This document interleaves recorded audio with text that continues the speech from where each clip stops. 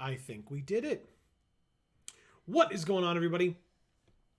Welcome to the stream and a happy Magic Monday, one and all. Everybody should be able to hear us, so let us know in chat. I guess I can pull up chat so that you can let us know, but let us know in chat that if you cannot hear us for whatever reason. But yeah, we did it. Awesome. We've got a couple people in chat already here tonight. We've got Battle saying, "Oi!" What's up, Battle? Happy Magic Monday. And we've got Erica saying, "Hi, gang." Hello, Erica. Happy Magic Monday to you as well. Nice to see you both. That's right. As always, folks, you know the drill. It's Monday. We're here. Let us know how your Monday has been. Let us know how your weekend was, how your lives are going, whatever the case may be. We want the good, the bad, and the ugly. Let us know because, we want to hear from you. Yeah. We are going to finish this draft from last week, and then we have some pre-constructed weirdness to do today. You can tell from the title of the thumbnail and everything of the stream. But yeah, we have an interesting deck this time, for sure, to finish up from last week. We have the Clay Champion, which I like quite a bit. We do not notably have any of the... Like, we have a Tower Worker and a Mine Worker, but we do not have a Power Plant Worker. So we do not have all three. But still. This is a very interesting deck, for sure. Clay Champion, Iron Claw Crusher. Do you have anything else spicy in here? I mean, Obstinate Baloth's pretty good. Okay. Yeah, we're just going to try to be fast. Okay. Erica says, Monday has been okay. Having breakfast for dinner. Nice. That's Joe's favorite. She says French toast, bacon, sausage. Amazing. Which is awesome, but it's balanced out by my bathroom light switch breaking. Lovely. Breaking, I assume, off. So, like, in other words, it won't... Not broken off, but yes, not broken on, which would, be annoying, but better, I suppose, so that, you could see when you went into the bathroom.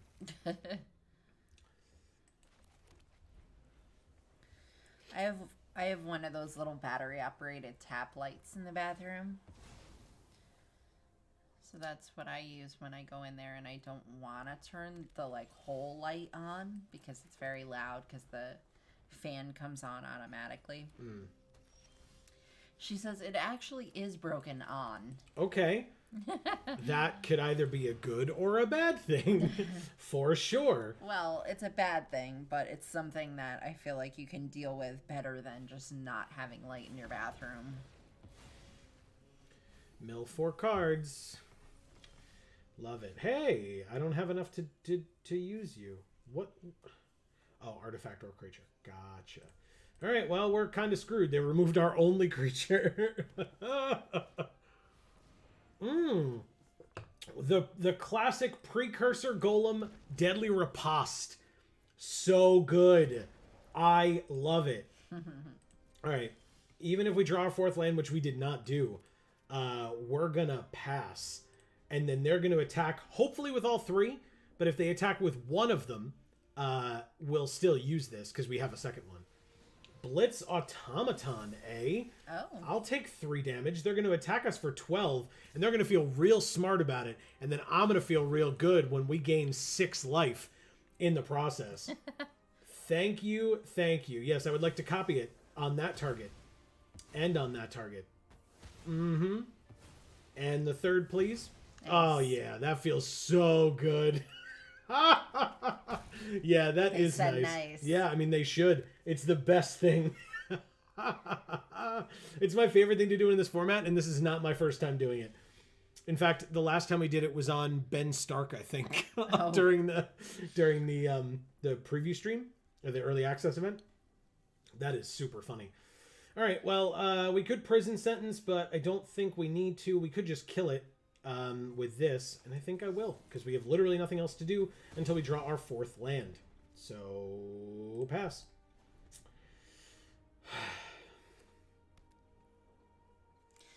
She says, we think the issue isn't anything serious. It's just that this switch is probably 30 years old at least, and the toggle came loose, so it's not interrupting the circuit anymore. Gotcha. Interesting. Fair enough. Take our turn. We did not draw a fourth land, but we did draw a thing that makes a fourth land. Ah. So... we like that. Tower Worker. Now, unfortunately, the only thing we can play with it is this Boulder Branch Golem as a prototype, because we need double green or double green for these 4s. So... you don't get to determine what land it makes? This taps for colorless. And now it's dead, so it's irrelevant. Yeah. Okay. We take 4, possibly 8. They do make it 8. Okay. So yeah, we take 8, and then we prison sentence it. I guess I should have just done that originally. And there's the 4th land, but again, not the green that we need. So let's prison sentence. We get to scry 2. Ah! Oh. Clay Champion and the other forest that we were looking for. So I'll draw the forest first, because then we can play like Obstinate Baloth or whatever. And in fact, we could not only play Obstinate Baloth, but keep up Lauren's Escape, so that if and when they try to kill it with a spell, like they've done with every other creature that we've played, we will have a way to save it. So. Okay. Erica says, but in good news, I finished the Pokedex in Pokemon Violet and got the shiny charm. Hell yeah. Very cool. That's awesome. Congrats. Yeah, you get to surveil 1. You got it. Which means they put the land that was on the top of their library into their graveyard. Must be nice. To be able to look at lands and go, I don't need this. It's a Hoarding Recluse. Okay. You got it. They did it. Lauren's Escape. Hell yeah. I will definitely keep that mythic on top. Thank you for asking. I mean, it's still indestructible. Block. You got it. Wow. All right, so I will play the Clay Champion. The Clay Champion will be a 5/5, and the Obstinate Baloth will be a 5/5 as well. Yep. X equals 0. Confirm 0. Pay with white, white, green, green. It'll be this one, please. No attacks into your Death Toucher. No need. But they wasted their fight spell. Teething Wormlet. Has Death Touch as long as they control 3 or more artifacts, which they do not. Whenever an artifact enters the battlefield under their control, they gain a life. If it's the first time this ability is resolved this turn, they get a +1/+1 counter on their creature as well. Okay. He's only teething. He's only teething, yes. Yeah. He's allowed to eat birds and eggs. Yeah. He's only teething. They attack with the 3/3 with 1 card in their hand. They don't attack with the 3/3. Yeah, that's what I thought you said. All right. Erica says, and just to explain for Amy, the base rate for a shiny is 1 in 4,096. But the charm gives you a permanent +1, making it 2 in 4096. Or 1 in 2048, if you're a math nerd. Am I missing something? Oh, the Mine Worker got milled in the beginning. Damn it. I was like, where's our Mine Worker? But when we milled cards earlier, it got milled. That's Sorry. super frustrating. All right, no attacks. I could attack here. I think I'm going to hold off. We have ways of dealing with this Hoarding Recluse, and I'm hoping that we get one of them eventually. They put the land that was on the top into their graveyard. So you're doubling your chances of getting shinies, basically. Yes. Jana says, Merry Magic Monday, you magical maniacs. What's up, Jana? Happy Magic Monday to you as well. And they both say hi to each other. I guess Mine Worker is a mill worker now. That's right. And then Jana says 3 crying, laughing faces. All right, we drew another land. 1, 2, 3, 4, 5, 6. Interesting. So one more land, and we can play both of these. Obviously, not in the same turn. I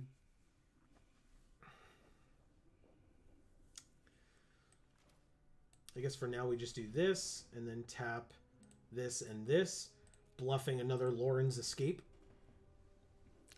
Jana says, "How is my Amy and Joe this evening?" You go first. I'm okay. Yeah, we That's had a. kind of it. I was ready for you to like expound on that at all in any capacity. Yeah, no, we had a pretty nice day today. It was nice. We got to spend the day together. I was off from work. It was good times all around. Yeah. All right, so they can give this thing double strike for 2 mana. It gets +2/+2, which is fine. So double strike, I doubt they have a pump spell, right? So maybe we just do... How are you, Jana? What's going on with you? Maybe we just do this. So double strike would let them kill only the assembly worker, or self-assembler, excuse me. But even if they don't double strike, it still lets them kill the self-assembler. But I like really make sure. Okay, so +2/+2 means 8. Okay, so it still dies, I hope. Yeah, right? Yes. Okay, that's fine. It still dies. They kill the 5/5. And then they kill the self-assembler, not the obstinate Baloth, and die in the process. 100% worth it. And this is a soldier, which means if we play this, since we can't play the 7-drops yet, we get to make our Warlord's Elite also into a 5/5. Now they're going to want to kill the obstinate Baloth, I suppose. But at this point, I'm just going to swing in. We know that as soon as we draw a land, we're going to get to play 2 7-drops. And I want to get their Death Toucher off the field, so... Erica says, "I also found my first shiny Pokemon that's new to Scarlet and Violet. Oh, okay. And it happened to be one of my favorite new ones." Awesome. Awesome. Well, don't tell me, but it sounds good. All right, so I'm glad. They put their precursor golem back on the bottom of their library. So obviously, if the game goes very long, they'll be able to play 3 3/3s as their last card that they draw. But presumably, if they have a way to search their library in some capacity, then they could get it sooner. Okay, sack the supply drop to draw a card is probably fine. Play a land. 2 cards in their hand, 2 cards in our hand. I would love to also play a land next turn, deck, if you could help me out. All right, 3/3 attacks. Now, it says whenever an artifact enters the battlefield under their control, +1/+0 until end of turn. Do I take 3 damage here? No. Always make them have it. Again, especially when we have 7-drops. Wow. Did the bluff get called? They just have a burn spell? Hell yeah. That sounds amazing. Okay. Sure. And we drew the 7th land. Combat first, because it's only when this attacks that this ability goes off. So combat first, attack for 5. You got it. And now I'll play this for 4/6. Yes, because this represents 8 damage, whereas this represents 6 for next turn, of course. But yeah, we'll play a 4/6.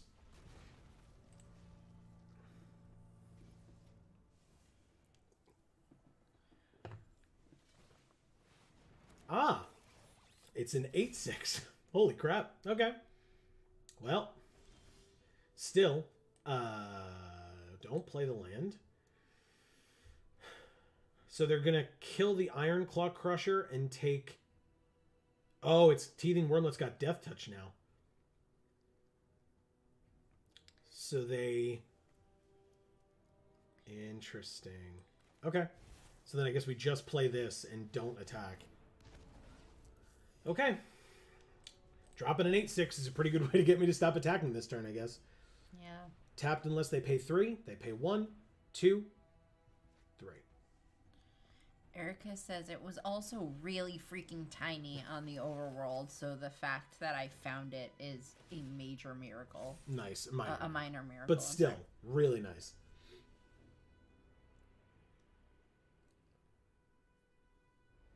Okay. They pass through their attacks. Ooh, Mask of the Jade Crafter is a great card to draw right now. Really, really good. All right, well, time to attack with a 6/5. Let's see which one they trade with. I assume it's the Death Toucher. You got it. Okay, let's play this, and then 1, 2, 3, 4, 5, 6. I could play a 6/6, but I could just wait and play an 8/8 next turn. So if you don't remember what this card does, it says, at sorcery speed, so we can't do it not on our turn, we pay X mana, tap it, sack it, and make an XX golem, and where X is the amount of mana that we pay. So right now we have 4, 5, 6, 7, 8. So even if we draw a land next turn, we just make a 9/9. Wow. Yeah. Okay. And then it's got, which we did. You're damn right we did. 5, 10, -1, 9, X, auto pay. Let's go. By the way, also, it's got Unearth for 3. So then we can pay 3, bring it back, and make a 6/6 as well. Sick. Yeah. Yep. It's pretty good. What the heck? All right, so now that we have this 9/9, I'm just going to go like this. Like, they can kill the Iron Claw Crusher, or Craw Crusher. I always say Claw. That's fine. Ooh, okay. Chump blocking the 9/5. You got it. It's still alive. They tap their Power Stone tokens to keep it untapped. Feldon, Ronam Excavator, has haste. He can't block, and whenever he's dealt damage, exile that many cards from the top of your library, choose one, and until the end of your next turn, you may play that card. So either I can block and kill him, but then they get to exile 9 cards and have access to all of them next turn, or I just take 2 and go to 25. I wonder which I'm going to do. We did it. We did it. Wow. Did they die? No. 6 and 9. They exactly die as well. Oh no, our creatures would trade, so it's got to be here. But actually, no, they still die though, right? So we go like this. Fight Seize. Let's see what the last card in their hand is.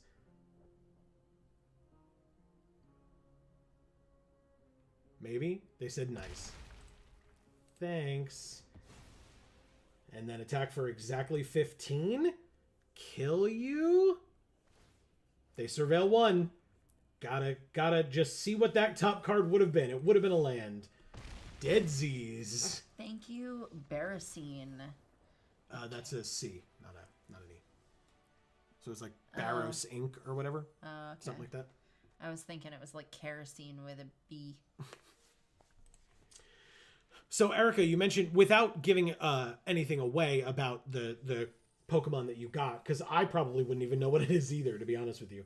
But if it's really freaking tiny, does that mean that it has evolutions as well? And if so, are you going to be training it up and evolving it? Because you said that it was one of your favorites. Like, does that mean that it is your favorite, or like its evolution is your favorite, or all the above? This is an interesting hand. One more land gets us Yoshin Medic, but we only have 2 lands in hand. We need the green for, these cards, plus it's just our second color. I think I'm going to mulligan. That's much better. Much better. I'm going to keep this. I guess I ditch Warlord's Elite for now, since we need 5 mana for that, and or 2 other like artifacts. Survivor of Corliss early. Okay. Go for it, Amy. Erica says it does evolve, yes, and I already did it. The Okay. evolution is my favorite. Nice. Okay. Awesome. Very, Very cool. cool. Don't do that. Very stupid then. Well, that is overcorrection. That's not what I meant. All right, their deck is very fast. This could be a problem. What sleeves are those? They look really pretty. The Wanderer. Oh, They're doing a whole theme. I love it. Yeah, it's cool. Okay, so I could make a 3/3, or I could make a 4/2. Let's make it a 4/2, shall we? Pass. Erica says, also, did you folks see that people are apparently critiquing the new D&D movie for being too silly? Because apparently no one who's seen the movie has ever heard of D&D, crying laughing face. I mean, that sounds like, certain, like, out-of-touch movie reviewers who are like, this movie seems ridiculous. I don't understand. It's about Dungeons and Dragons, but it's silly? It's like, yes. Well, welcome to the party. Thank you for joining us. Like, what? Oh, disenchant on the mask. All right, well, it can be brought back later, I suppose. All right, so let's go like this. Now, we could just play the Craw Crusher as a 2/5, which would run this board right now. But we could also Gaia's Gift. I think we play the Crusher. And pass.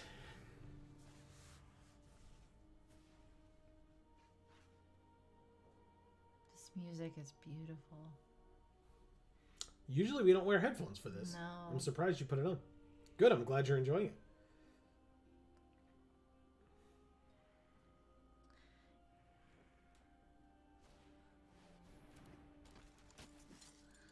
Erica says, my brother in Christ, I once failed a roll to break down a door 3 times, and my character took a depression nap as a result. Crying laughing face. That's hilarious. That is hilarious. All right, so Wow. there are ways to help me here. Now, what does this say? Whenever an artifact enters, it gets +1/+0 until end of turn. So it just becomes a 3/2. They have a 4/4. I have Gaia's Gift. Reach, Trample, Hexproof, and Indestructible. Let's be aggressive. Be aggressive, shall we? I feel like that could just as much be a physical exertion nap as it would be a depression nap. Yeah. All right, so we're going to do this here so that it lives because it gets indestructible. And because it's got trample, they also take 6 in the process. Go to first strike damage. Our creature doesn't die because it's indestructible. Go to regular damage. Their creature dies. And we end our turn keeping up Deadly Riposte. All right, so I want them to put the Power Blade on, that's fine, on their Phalanx Vanguard here. Because that would be great. If they put it on the Elite, oh, Jesus. If they put it on the Elite, we're in a little bit more trouble.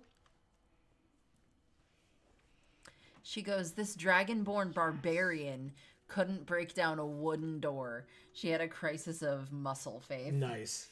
Oh, Sweating actually, smile. I did it wrong. I forgot that the Phalanx Vanguard has Vigilance. Okay. All right. I guess it was an aggressive attack, huh?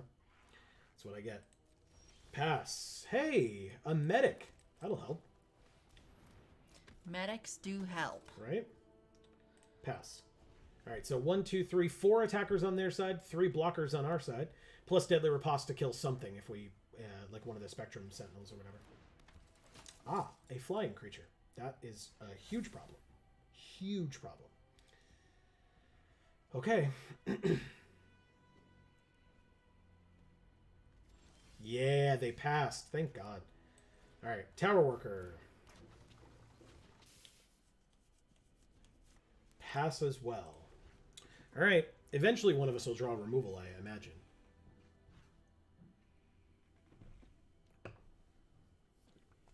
If they attack with this Aeronaut Cavalry... Oh, in fact, if we hadn't drawn Tower Worker, we would lose right now. Oh. So... Well. Because thank God it's got reach. So we're just going to deal 3 damage to it. We gain 2 life and go to 4.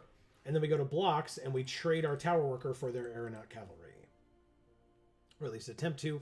They had 1 card in hand. Okay, cool. Works for me. Recruitment Officer. Okay, so they can look at the top 4, reveal a creature with mana value 3 or less, put it into your hand, and the rest in the bottom. Oh no.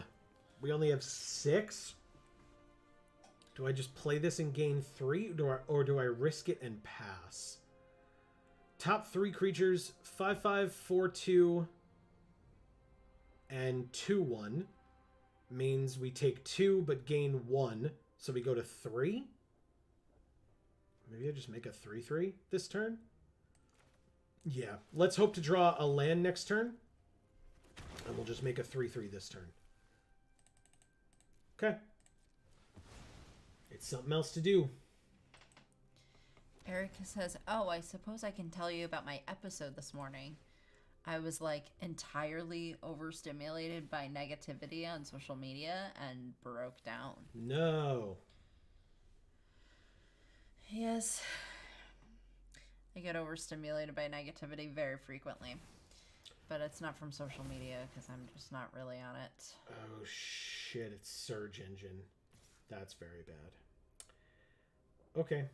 Yeah, I was like, what are you doing? You're going to attack with the Phalanx Vanguard? I'd be very surprised. We drew the land. Thanks, deck. I would like to go to 10, please. I do, in fact, go to 10. That's nice. In fact, I was crying in bed about 2 hours ago. That is true. All right, so we have a 6/5. 1, 2, 3, 4, 5, 6 attackers on their side. 1, 2, 3, 4, 5 blockers on our side. But the Surge Engine is going to kill us. So I'm going to do this.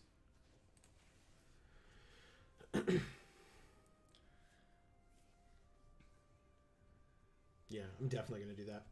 So the Craw Crusher will die pretty easily to the 5/5. That's not a concern for me. But this 5/3 will either need to die from a double block or just a chump block like that. Okay, good. Okay.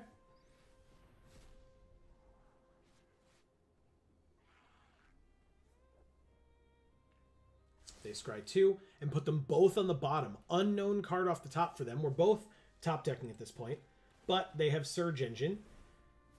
We have 2 turns.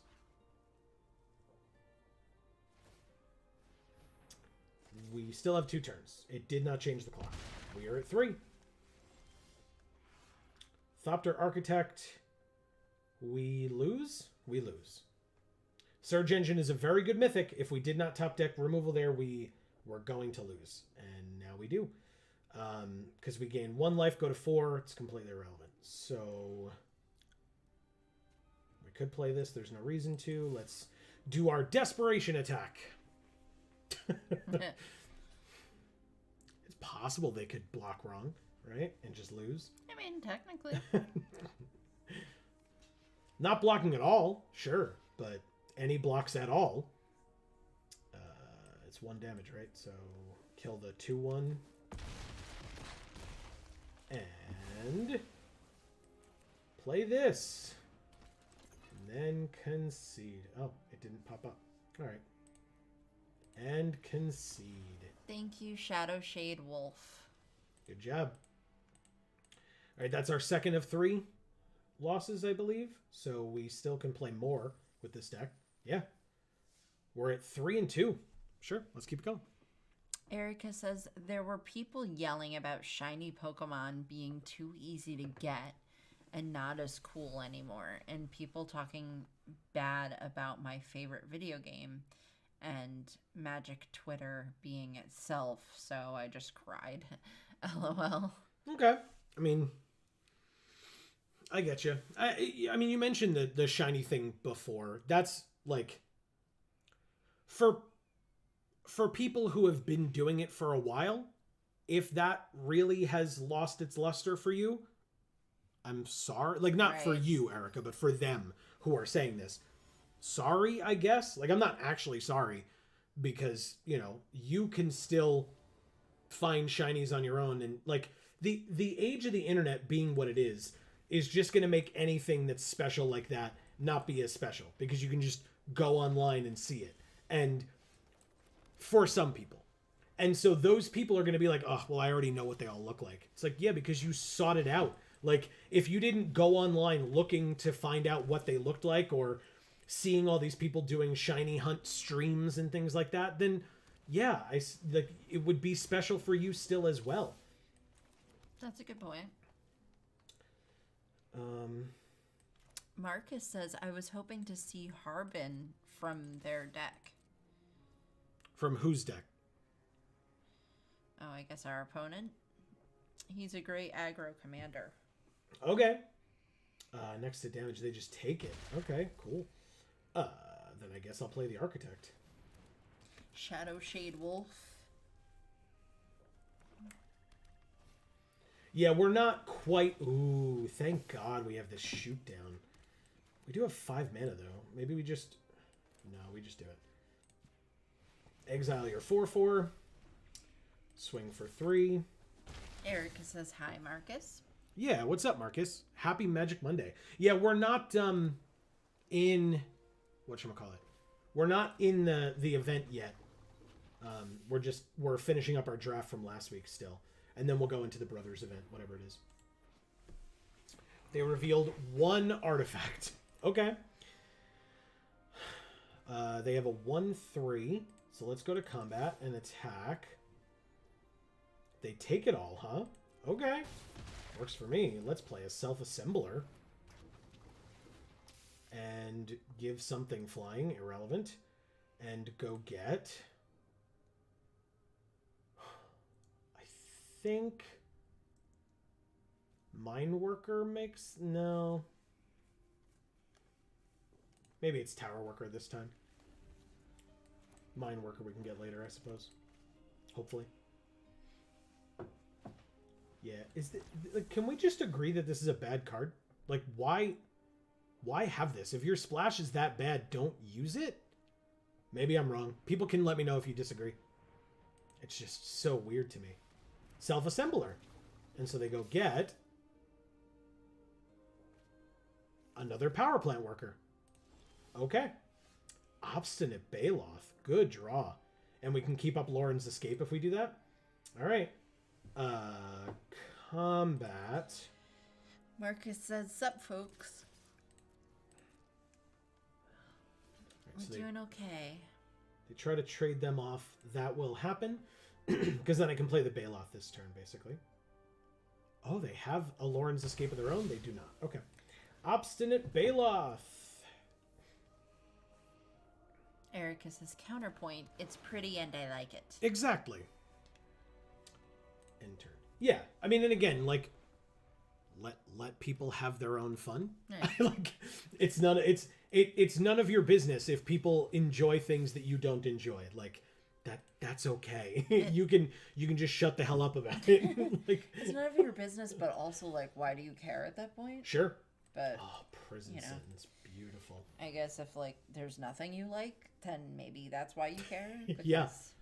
You're so jaded that, like, you can't possibly muster up the ability to actually enjoy something. Yep.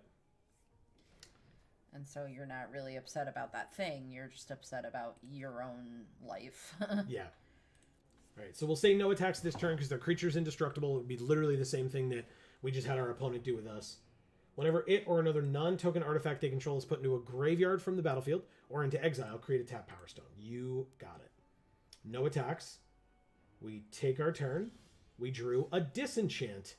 All right. Well, let's see if this works then. Disenchant on your power plant worker. Get another Lauren's Escape in that hand. They sure do.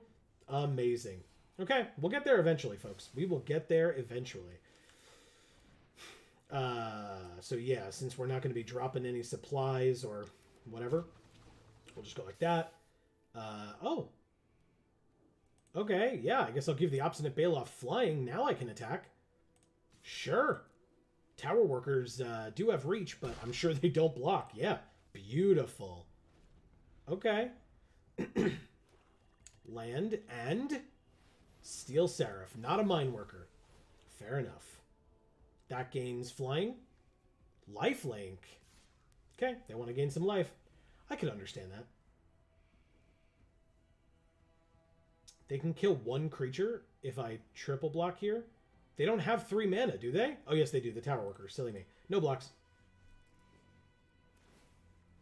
And of course they'll... Yeah, you got it. 6 life. Okay. Erica says, so I just remembered that next month has fully 3 games coming out that I want to buy. And they're all going to be priced like new. And ouch, oof, my wallet. Yeah, that sounds right. All right, so I'm going to give Obstinate Baloth flying. I'm also going to give it +2/+2 until end of turn. Then I'm going to go to combat, and I'm going to attack. And they're going to hopefully double block here. They don't double block? Okay. I see you. All right, so at the end of their turn, if they have not made us use the Gaia's Gift or the Lauren's Escape, then I get to supply drop to draw a card. So that's nice. Lifelink again. Yeah, lifelink again. All right, so they can only do this once a turn, right? And that would be 6. 1, 2, 3, 4, 5, not 6. Interesting. All right. Okay. It's a good combo. It's actually super annoying. There's also not a ton we can do about it right now. Wow, they really just drafted that deck, didn't they? All right. Let's draw a card. Removal, removal, removal. That's not removal, but it's not bad either. Clay Champion. We need X equals 2. And then we pay with 4 green and 2 white and keep up Lauren's Escape. Gorgeous.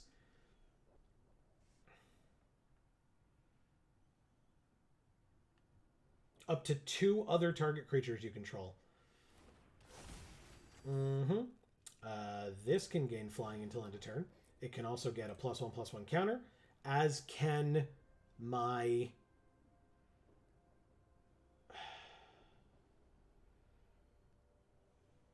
Tower Worker, I guess? Because it can block flying? Combat. 5 to you. She says, on the bright side, not spending at least $120 a month on F&M makes the budgeting easier. Crying, laughing face. Fair enough. Yeah. All right, so they're giving itself lifelink. Okay.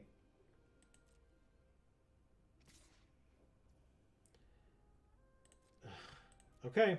This is going to be super tough to fight through, but we do have this 8/8, so we should be okay. I will take my turn. Yep.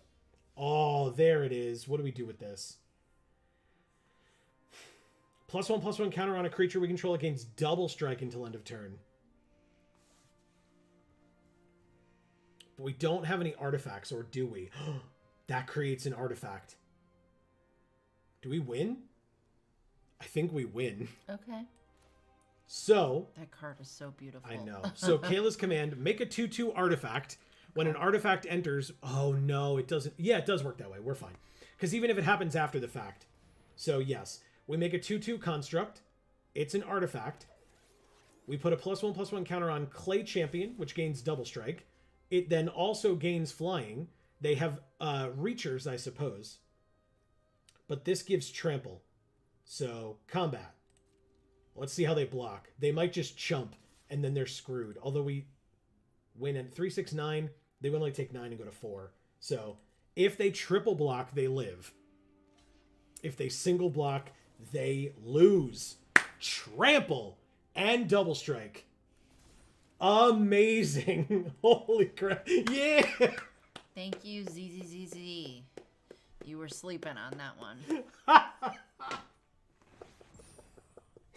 Nice one, Amy. That was very good. Oh my god. That's crazy. Damn it. Okay. We're waiting on an email. I thought that was an email that we were...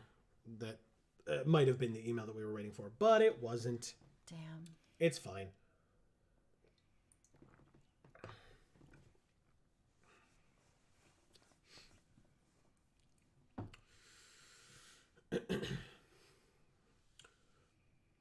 So do we want to talk about it? It's been out for a little while now. I'm not a big DC guy. I never have been, but I'm wearing the shirt. We went to go see Black Adam today. Yes. In theaters. And I mean, without spoiling anything, what'd you think? It was good. It was good? Yeah.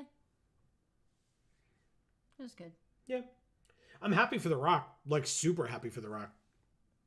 As a wrestling fan, I was very happy to see him in that kind of a movie.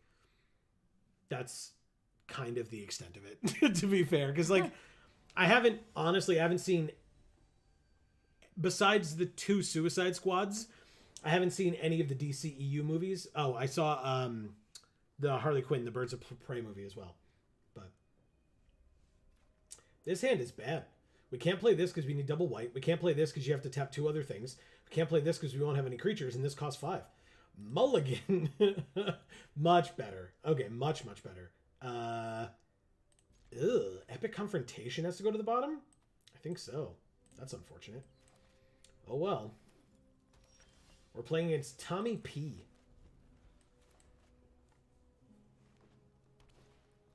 Sigil of Valor. Good card. Oh, we drew another Yoshin Medic. All right. Play the mask and pass. Play the Yoshin Medic and pass. Erica says, I really wanted to see Birds of Prey. I liked it. Yeah, me too. It was cool. Arguably, I liked it better than this movie. Oh, yeah, that's fair. Probably by a decent amount.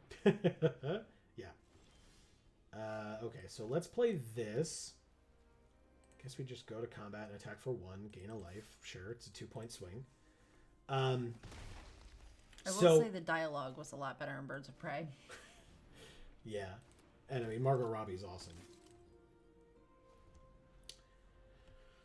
Okay, so here's the thing, right? With a disenchant in hand, based on what it looks like they're trying to do, when they do something like this, Gaia's Gift actually might help quite a bit here.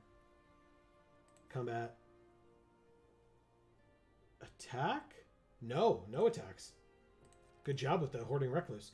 I hope they put the Sigil on it and attack, but I doubt it. Just based on the creatures that we have versus what they have. But I guess we'll see. She says, I'm still waiting for a modern film adaptation of Poison Ivy. Sorry, Uma Thurman. What are you saying? That you don't think that was an Oscar-worthy performance? Ooh. And you tapped out for it too? Disenchant. Okay. Next. Pass to attackers. Take our turn. Beautiful. It's another land. I mean, with the lack of anything else to do.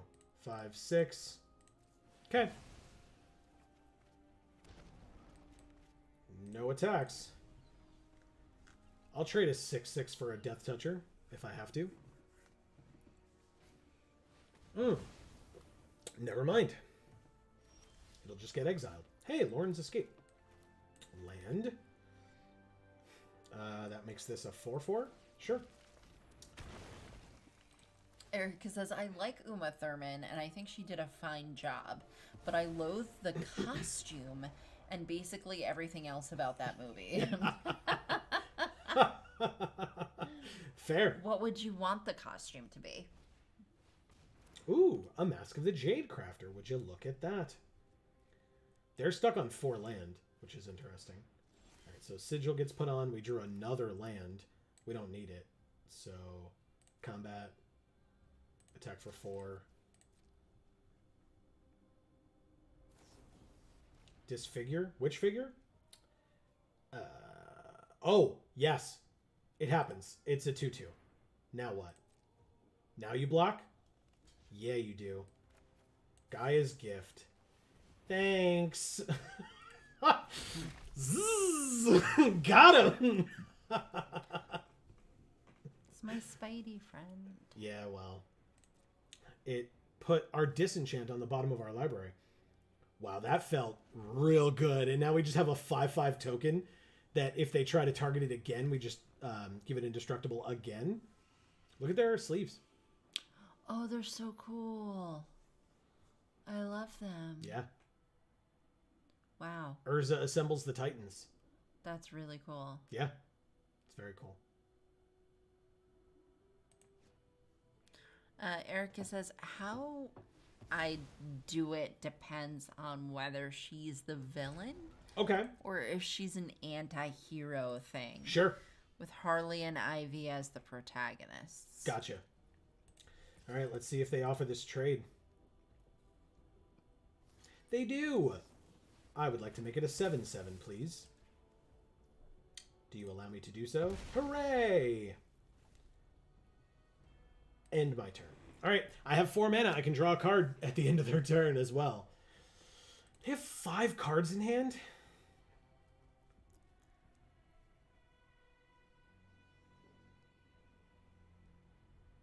That's a lot of cards in hand.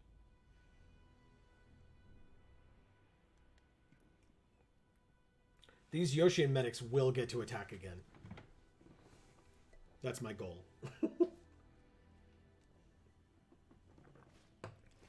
Oh my gosh. It's a 4/5. It's so cute. That's right. The big ass ears. Ooh, another land and a mine worker. All right. Let's play this. Go to combat. Attack for 5. I assume It's there's ears? no block. I thought it was eyeballs. No. The eyeballs are like in the little holes there. Yeah, okay. Maybe it's not quite as cute as I thought. You thought it had those big ass eyes? Yeah. No, because see how it's backlit? So the light is like kind of coming through its ears a little bit? Yeah. All right. They're at 14. We're at 21. Stone Retrieval Unit. You got it. Still not another drawn card. So if they draw another card this turn, Trench Stalker becomes a little scarier, but not a lot scarier. Pass to attackers. No attacks. We take our turn. Nice draw. These are soldiers. Aeronaut Cavalry. Target one of the medics. It's still a 2/5. So combat. Attack for 5. Double blocks. I will kill them both, although I'll order it that way. And I will Lauren's escape this one. Put that on the bottom. Goodbye. We have enough land. Jesus Christ. They said good game? Uh-oh. Why did they say good game? Did they think they've won? Or do they think they've lost? I'm only slightly concerned. I want to know if they thought those were eyes or ears. I'll ask them. I'll make sure to ask them. Which one says, are they eyes or ears? Yeah, that's definitely one of the dialogue options. Always has been, always will be. Yep, for sure. All right, before my turn, I'd like to go to 22. We drew Soul Partition. I mean, we could just exile their 5/5 token, and then they never get it back, right? That works. Gross. Yeah, there it is. Okay. Amazing. 2 mana, get rid of your 5/5, attack you for 8. Do you want to do the thing? Oh, thank you, Tommy P. And Erica says, if she's the villain, I'd go full femme fatale.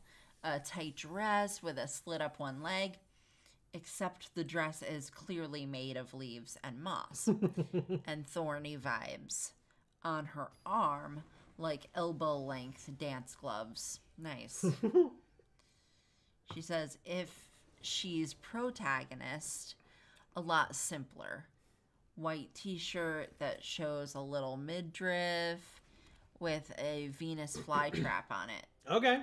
Jeans, black combat boots, casual badass Ivy is awesome. Okay. All right. I could dig that. I like it. Yeah. By the way, our curve is really sick right now. Okay, Argothian Sprite. Sure. Ooh, Kayla's command, huh? I guess Yoshi and Medic early, because then if they attack, we're just gaining life, so... End the turn. Excuse me. Alright, so... 4th land. No shoot down. Let's play the Razor Maw, I suppose. And then... Pass. Okay. I mean, I would trade the Razor Maw for an Argothian Sprite. They get very scary late game, for sure.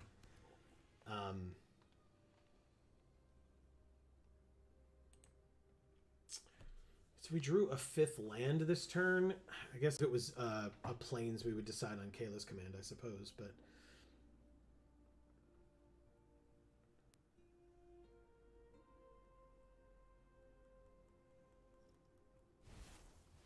Iron Craw Crusher.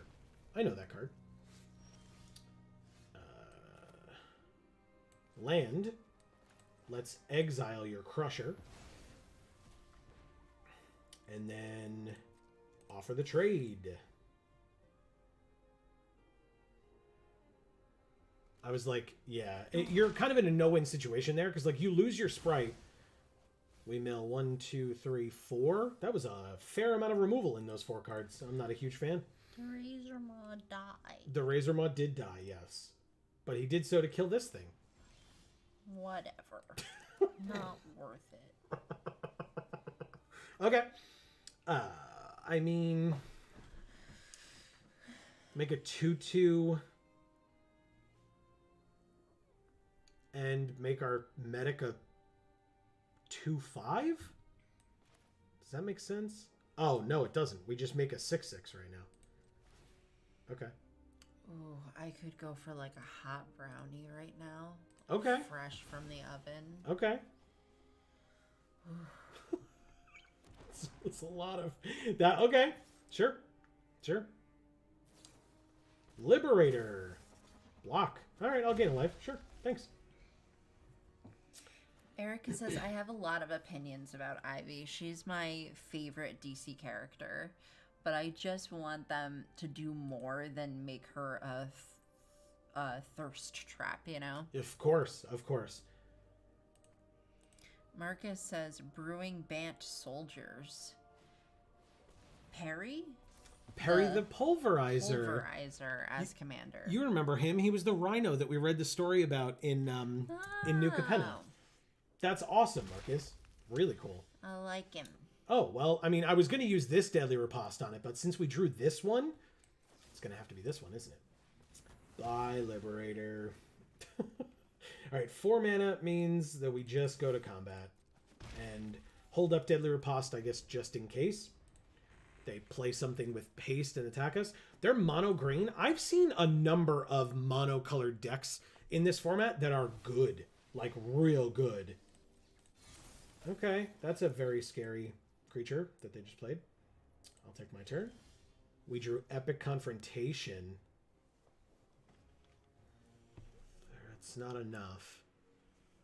That's not enough. And it's a sorcery? Crap.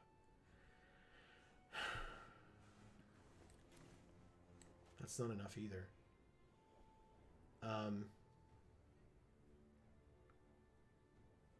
Make a 2/2, make it a 3/3, but we could just make a 3/3 here. I think I just do this. We're going to take 3 damage this turn if they choose to attack, but X equals 3. Let's make it 3/3. No attacks. Yeah, I want to use this Epic Confrontation to get rid of this Rust Goliath. They have 4 cards in hand. Hoarding Recluse. That can be Deadly Riposted, I suppose. We're going to... Sorry, go ahead. No. You were going to say something. Okay. We're going to play Kayla's command here. We're going to give our token Double Strike. Are we going to make a 2/2 as well? I think we are. We want to get a little bit aggressive here. So let's do both of these. Make a 2/2. Give this a counter. Then go like this. +1/+2 on this. Fights this. kills it. And then because it's got double strike, they can't block with their Death Toucher. So they're going to either take 10 or lose their creature. Their choice. Take 10 and go to 9. Okay. That feels really good. Really, really good. And we're at 22. Yeah. I'm fine over here. Erica says, a pulverizer? Perry takes off their glasses. Perry the pulverizer. No, it's Perry the pulverizer? You gotta be like afraid of it a little. Oh, I didn't realize there was a question mark after that one. They played exclamation points only. They played Titania's command. They made 2/2/2 bears and put 2+1/+1 counters on each of their creatures. I hate these bear tokens. I hate them. I actually hate them.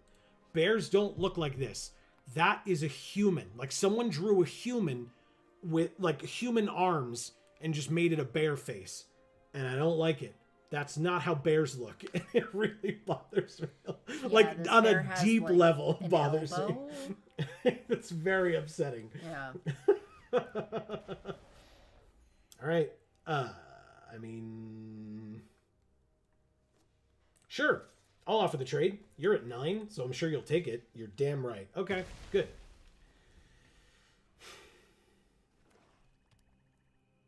If they attack for 4 here, I take it. Just saying. CJ is here and says, what if he's Man Bear Pig? He does look like he could be Man Bear Pig. Look at him. Yeah. Thing's nuts. All right, let's play the Aeronaut Cavalry. Dave is here and says, yay, best MTG stream time of the week. Heart, lurking in. Well, welcome to both of you. Thank you for the lurk, Dave. Dang. And what? Sorry. That. Oh, and happy Magic Monday to you both.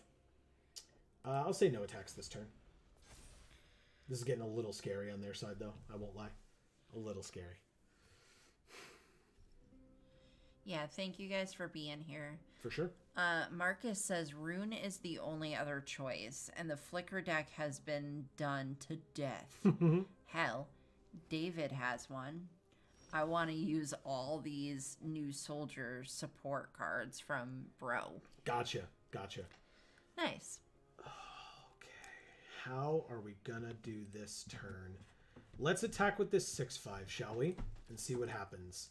Again, we're at 24, they're at 9, so we're the ones in control of how we put on this pressure. They're the ones who have to decide how they're going to basically sacrifice their creatures. Yeah. Because this could be a double block to kill or a single block with their Death Toucher, but if they block with their Death Toucher, then they can be dead in the air to flyers. So, okay. So they blocked this way. Now we're dealing 6 damage. I want the Sprite dead first, because we know this is a 4/4 permanently. This can get bigger over time, so I'm going to deal damage to the Sprite first, because I know how it works. So they'll still save their bear by making this a 6/6, or a 4/4, excuse me. But it still dies. They kill our 6/5, and then we play an Obstinate Baloth, and we gain 4 life and go to 28. Wow. Okay. CJ says half man, half bear, half pig. Exactly. It's Man Bear Pig after all. Yeah. No, what do we do? This is rough. Okay. A little scary. These things are getting real big. Erica says, oh God, Joe, why did you have to bring up that? Bring that up. Oh my God. That's like full Uncanny Valley. Yeah. Yeah, it's not okay. It's real gross, and I don't like it. The bear, just the bear. It's really upsetting. What's Uncanny Valley? Uncanny Valley is like with making robots that look like people, basically. All right, so I'm going to soul partition this Hoarding Recluse away, just away. And now they have 3 turns, because we have 3 power in the air. Robots that look like people. Check out our old series on Video Games for All, where we play Detroit Become Human. We sure did. It's great. We did do that. All right, Can they kill us in 2 turns? Oh, right. Okay, so now they can do this. Sure. All right. Some type of removal? I guess we just had some in Soul Partition, but still. Something to help us out? CJ says, I completed Pokedex in Pokemon Scarlet, and I'm here before I go gather more shiny Pokemon. Oh, nice. Erica was just talking to us about that as well. Yes. She did the same. He says he still looks more like a real bear than the bear that's being used in the Coke Bear movie. Oh my god, did we do it? Yes! Amazing. We killed their stupid creature. All right, they have 2 turns. Sorry, Amy. Oh, no. I know it's your spider friend. I But, okay, so they put our creature back on the bottom of our library. You got it. Thanks. We will end the turn keeping up the patented Geek for All Handland. These Gixian Skullflayers are getting very scary. Yeah. Holy crap. Okay. Is that a movie you are thinking of seeing, CJ? Is that a movie anyone is thinking of seeing? I'm not sure.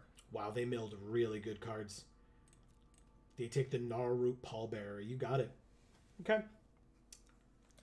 Like, I was kind of intrigued by most of the trailer. There was like a spot where I was like, oh, this makes it so I kind of don't want to see it now. But I did want to see it. No, thank you. Ooh, another Ravenous Gigamole. What? Why were they holding Ravenous Gigamoles in their hand? Okay, so they got the Perimeter Patrol, which they will get back. Okay, interesting. Pass 2 attackers. They got to attack here. You got 2 turns. You got 2 turns. You have to attack, don't you? Yeah, there it is. Okay. I take 7. I will still be above 20. No blocks. Okay. Erica says, Amy, I thought you were legit about to try and sell a robot for dubious purposes to me, and I was utterly unprepared for it. Hey, look, more life gain, because that's definitely what this deck needs right now, is more life gain. Well, next time, Erica, you will be prepared. That's right. Scar taught me that. Wow. I'm sorry. That's fucked up. I'm sorry.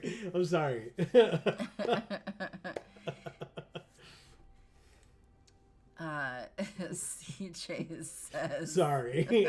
I didn't mean to throw you off so Sorry. hard. No. I'm just thinking of Nazi youth now. Yeah. And how that's definitely preparation. Yeah. But in the worst way. Yep.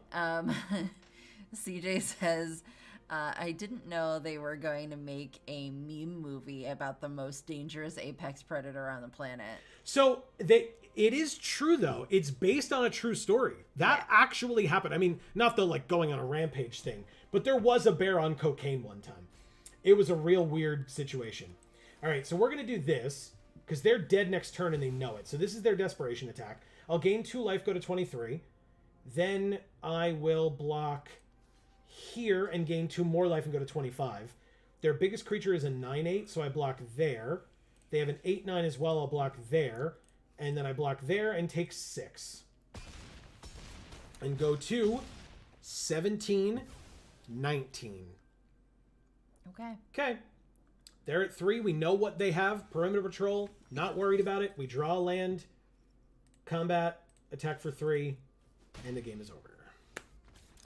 Thank you, TX Wind. What was it? TXH Wind. Ah, okay. Yeah.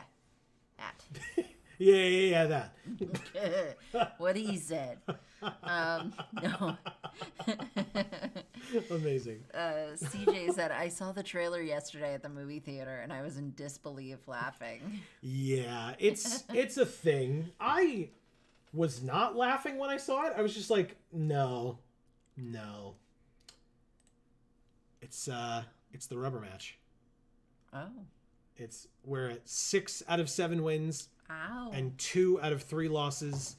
Win or lose, we are done with this deck. And honestly, like if this is a 7-win deck, sick. If it's not, also totally fine with it. I did not expect that to take this long tonight. Hence why the stream was themed after the other event that they have going on right now.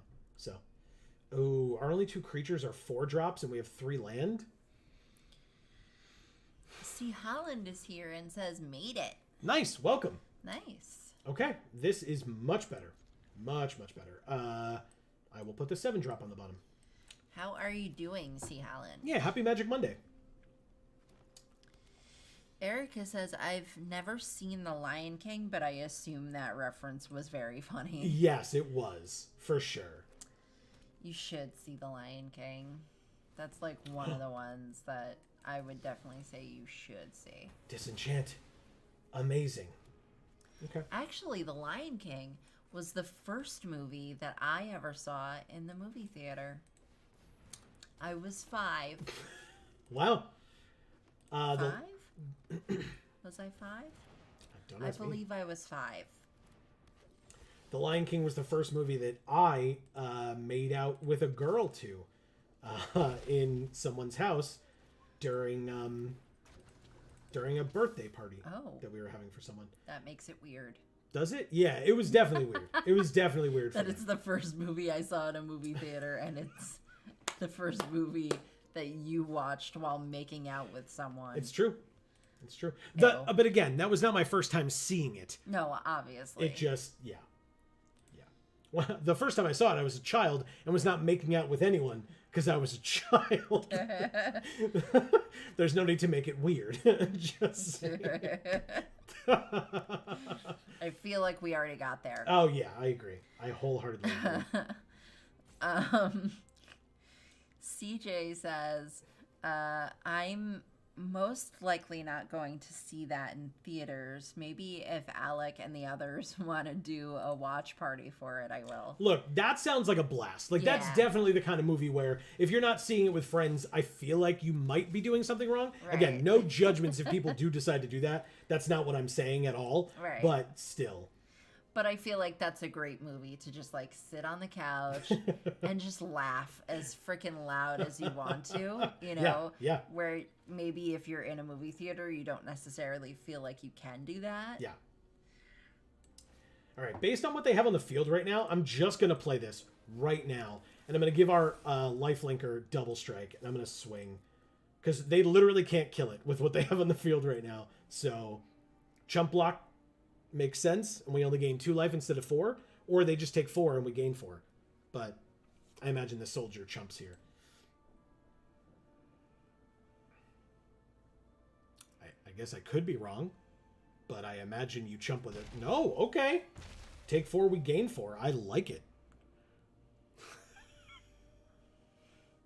Yeah, I picture it like a Super Bowl party, except, you know, with all that same sort of snackage. But then, you know, you're just watching a movie about a drugged out bear.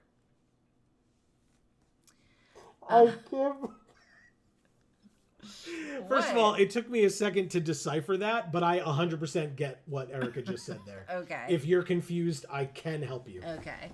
Erica says, also, I have to take a moment and give massive kudos to whoever wrote the story for Scarlet and Violet. I full-on cried 3 times. It's the best story in the entire franchise. And then she says, Joe getting his tongue up in there and then suddenly... Not Savenya. Oh my God. Like I said, it took me a second, but it is phenomenal, Erica. I was like, Nance? So well done. So well done. God. Oh my God.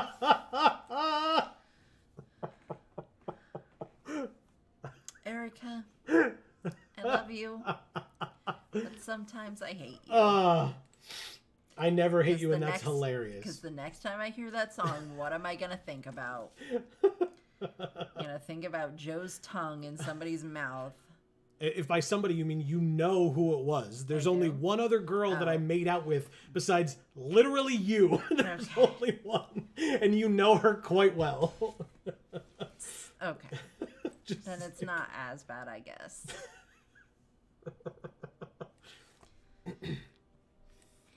Do I just play this?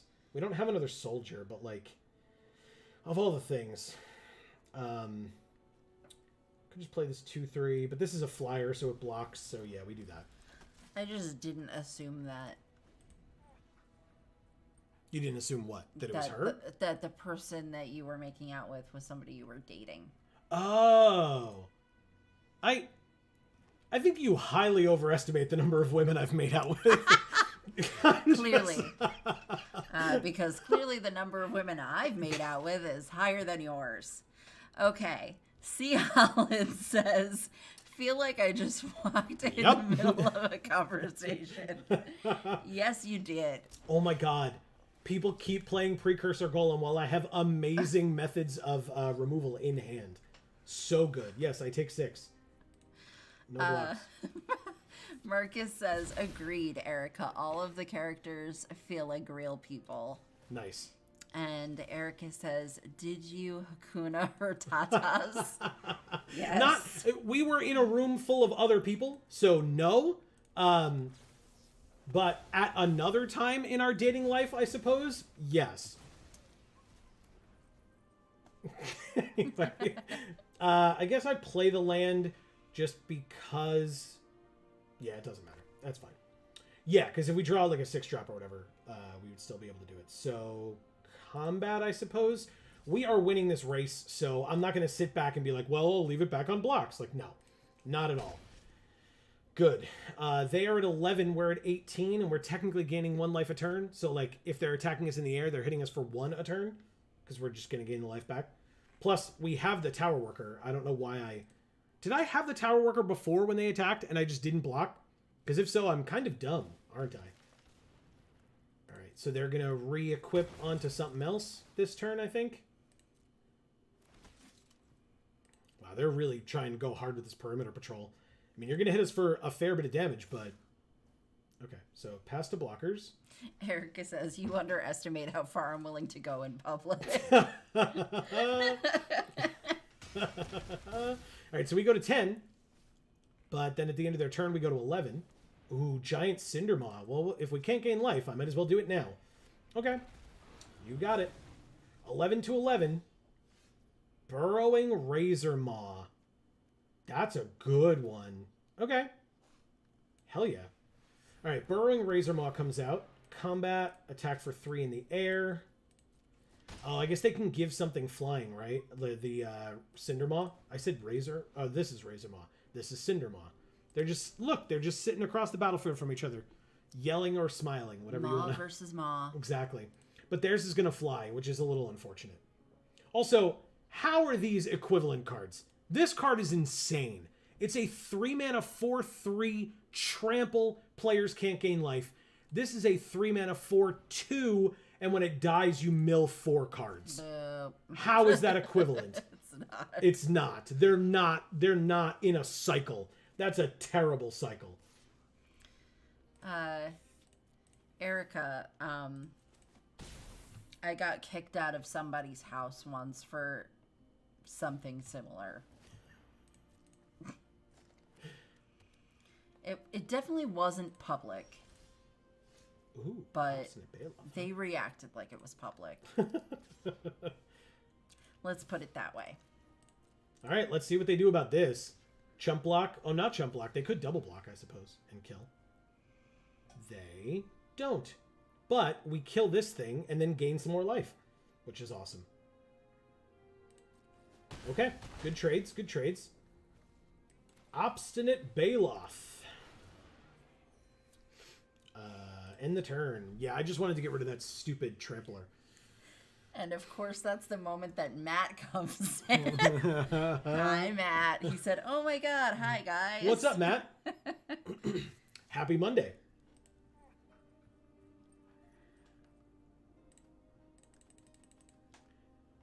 I mean, it seems okay. So basically, these Aeronaut's Wings are going to just like go on this perimeter patrol. They're going to try to play as many artifacts as they can.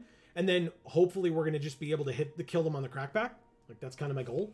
I have 8 power, or 8, 9, 10, 11 power on my side. And they have 4 power on theirs with the Aeronaut's Wings, 5, but still. C. Holland says, think we're getting a cold spell in the next few days in the UK. Snow, etc. I mean, I like snow, but obviously I know that, you know, for folks who have to travel and stuff, it's not necessarily... It's not necessarily the safest thing, so stay safe. and warm. That's obviously very important. You know, again, somewhat, you know, talking about like, well, I have the ability to be warm and all this other stuff, so I get it. No, like legitimately, if I could hibernate in the winters, I would do that. Oh just, no, like, Clay Champion. just awaken when the spring arrives. Wake you up when September ends. See, Helen says, I think I'll hibernate. So yeah, perfect. Matt says, just fighting a head cold, taking it easy. Yeah, I was gonna text you today and find out how you were doing, but I figured I'd give you the day and text you tomorrow. But Yeah, definitely hope you feel better for sure. But you can feel free to tell us now if your keyboard is functioning well enough for you to do so. Yeah, definitely. All right, so let's gain a life. Go to 7. We drew another land. Come on, deck. See, Helen says yes. Not helpful. Erica says, wait, bears hibernate. Are you cocaine bears? Yes, Erica. All right, so this gets +1/+0 until end of turn. That's why I want to see the movie. I want to show how they're depicting me and make sure that it's accurate. All right, so they go to 4. We're at 7. We will keep up our patented Geek for All hand land and pass. They have 2 cards in hand? Well, I mean, I guess they just drew 1. They had 1 card in hand before then. CJ says, oh God, he's back. Cat in a box. That appears to be hiding. Oh, 4/4 trample haste. 3 4/4s?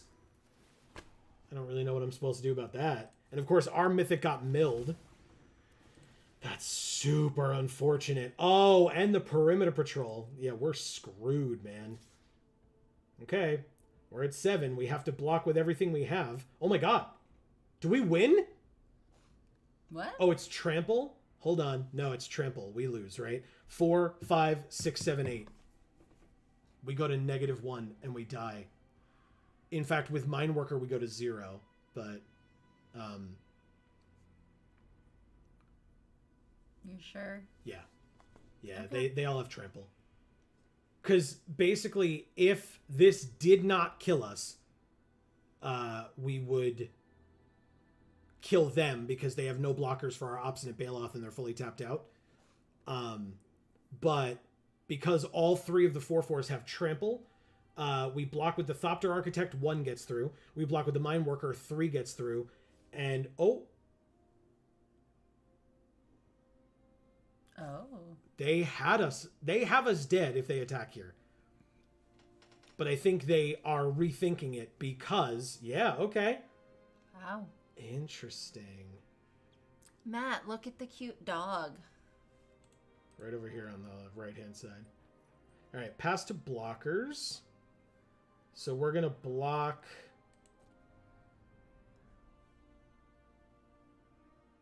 See, Holland says, today's deck is brought to you by established titles. dot, dot, dot. And then I guess... So that would be 5 total and bring us to 2. They have 3 4/4 tramplers. What the hell am I supposed to do against that?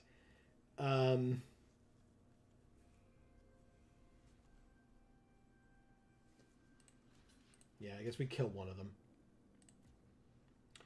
They sort blockers. We gain a life. Go to 8. Take 5. And go to 3.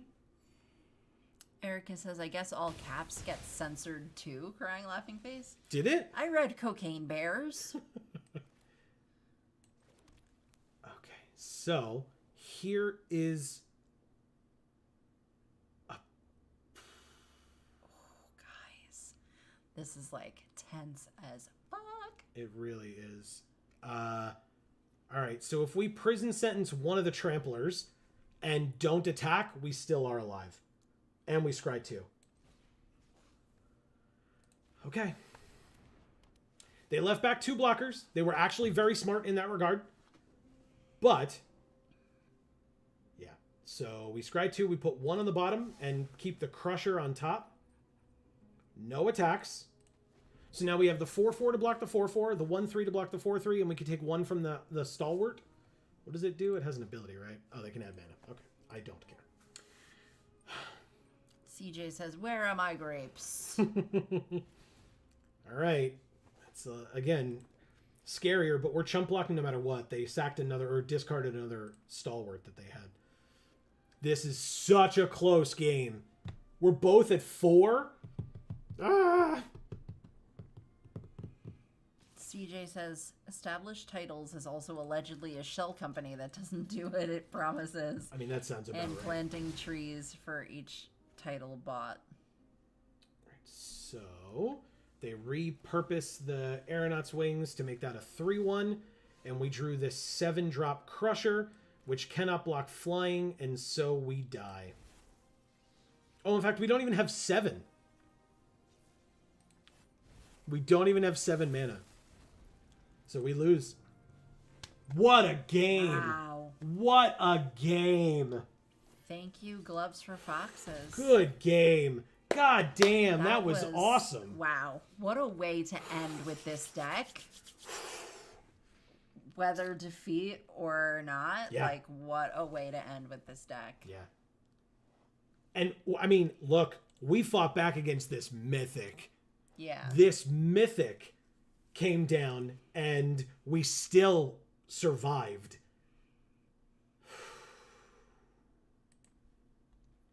Pretty great. What a game. Pretty great. Oh, my God. 6-3. Definitely worth it. That deck was nuts. Okay. So, by the way, for folks who were unaware, and that was the thing, too. Clay Champion got milled that game, and then they played their Mythic against us. So, we lost ours, and then they played theirs immediately after. So, this was the deck. I liked it, man. That was cool. All right.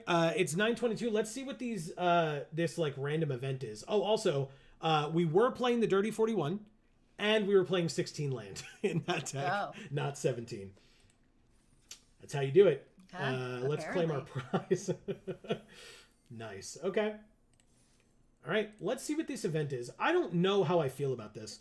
Are we doing Urza or Mishra, Amy? Like, which one would I do? Sure. I mean, Mishra looks sexier, but... Okay. The Brothers War... I don't know that I would really do either of them, to be perfectly honest. That is definitely not what I'm asking. God damn it. Do they have Meld in this one? Mishra claimed by Gix. Is this the Meld cards? Can we see this deck? Can we Meld in this deck?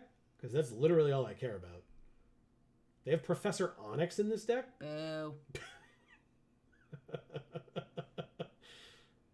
Ooh, that's sushi, huh? Yeah, Mishra claimed by Gix. And what do we need? The Phyrexian Dragon Engine, which is which one? There it is. Yeah, we have it. Okay, it exists. Let's do it. Okay, sure. We can do this one, or we could be Urza technically as well if we want to do the Urza Meld deck. Which would you prefer? Melded Mishra or Melded Urza? Mishra. Okay. So we will go back. We'll enter for 5,000 gold. Okay. Erica says, oh, I'd do Mishra. All right, give me that evil daddy oil. All right, so we're going to do this one because we want to try to meld.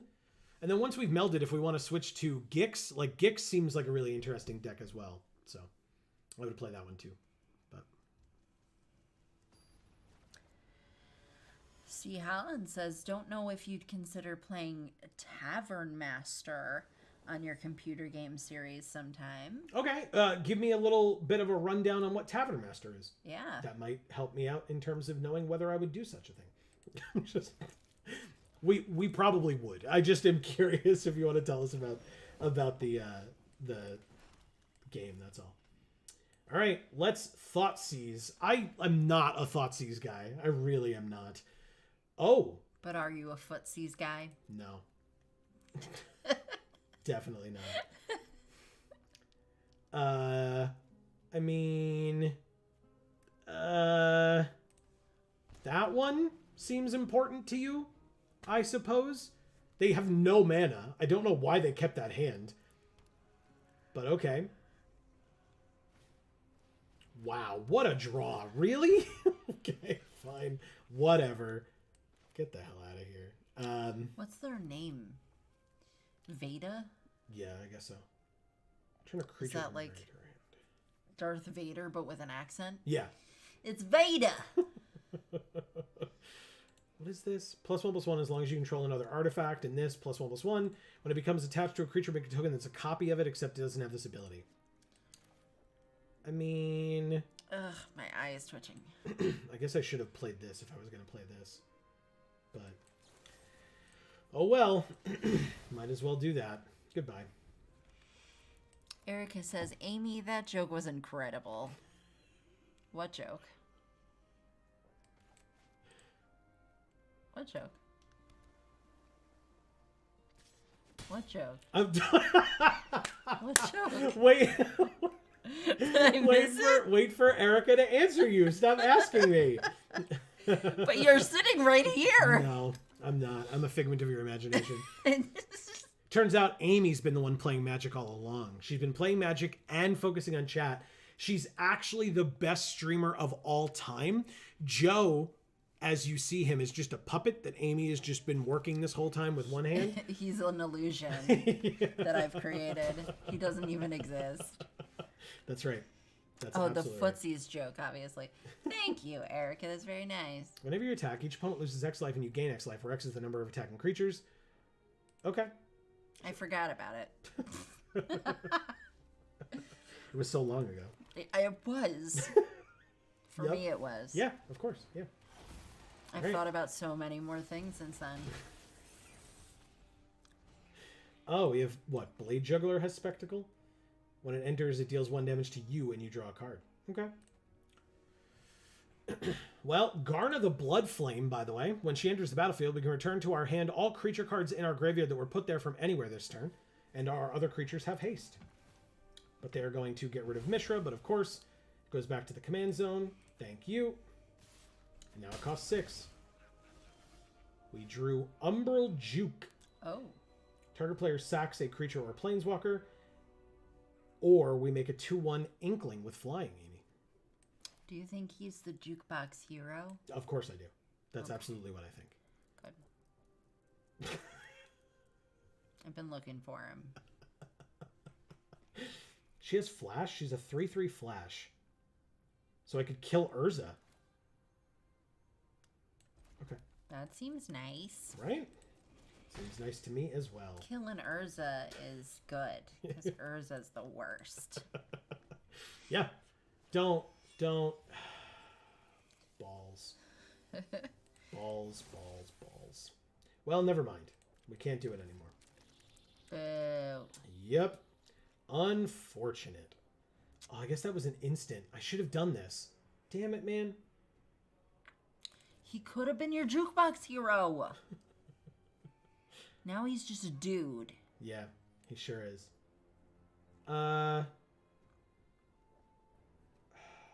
You could play him as a dude. Super unfortunate. All right. End of their turn, I'll flash in Garna.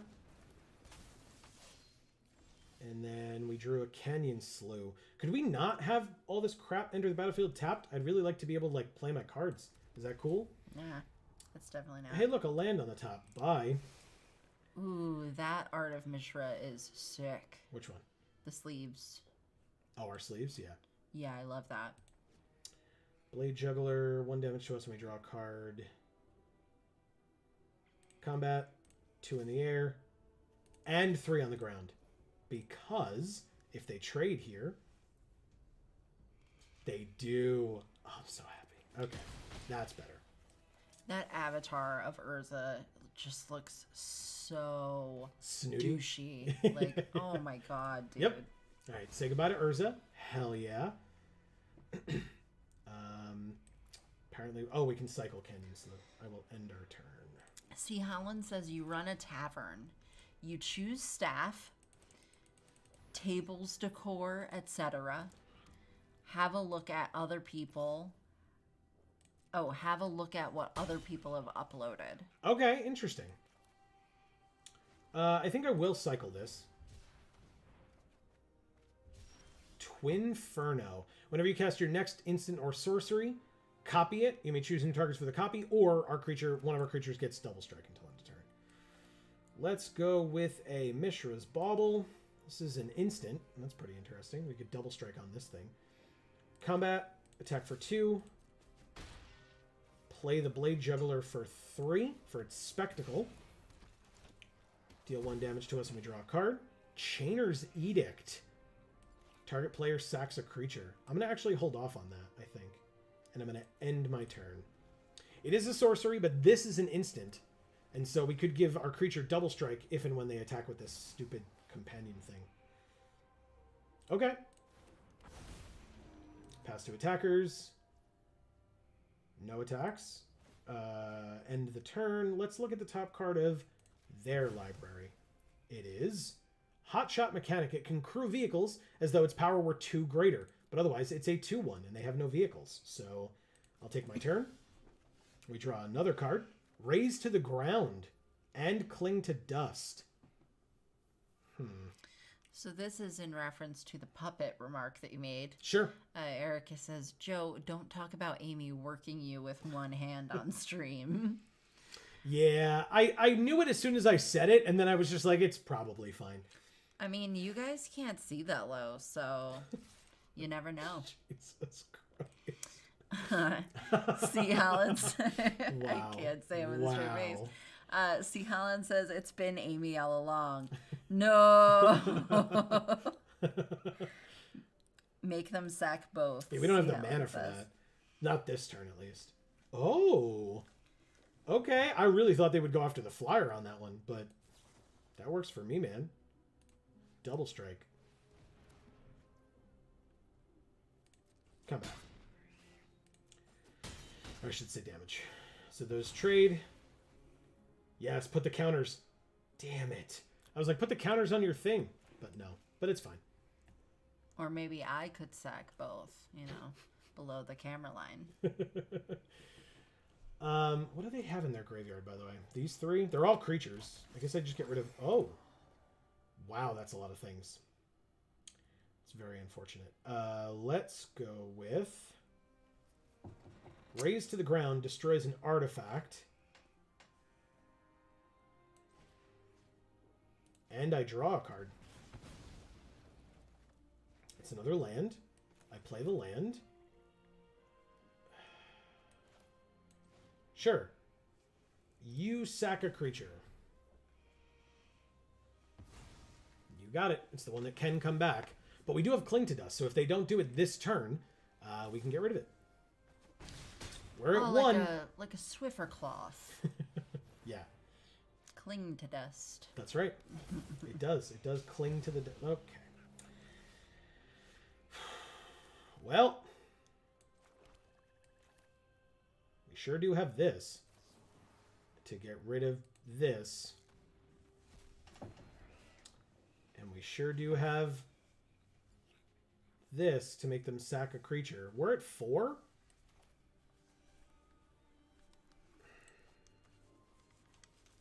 That thing has flying, and they need to crew it with 3. So yeah, I mean, they would just sack Shram here. Oh well, I guess this is what we do. We definitely lose. Oh, I was like, there was a second where they had moused over that 3/3. I was like, there's no way. Now you just crew your 6/5 and kill us.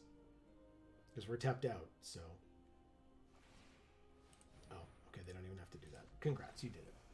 Thank you, Veda. Darth Vader.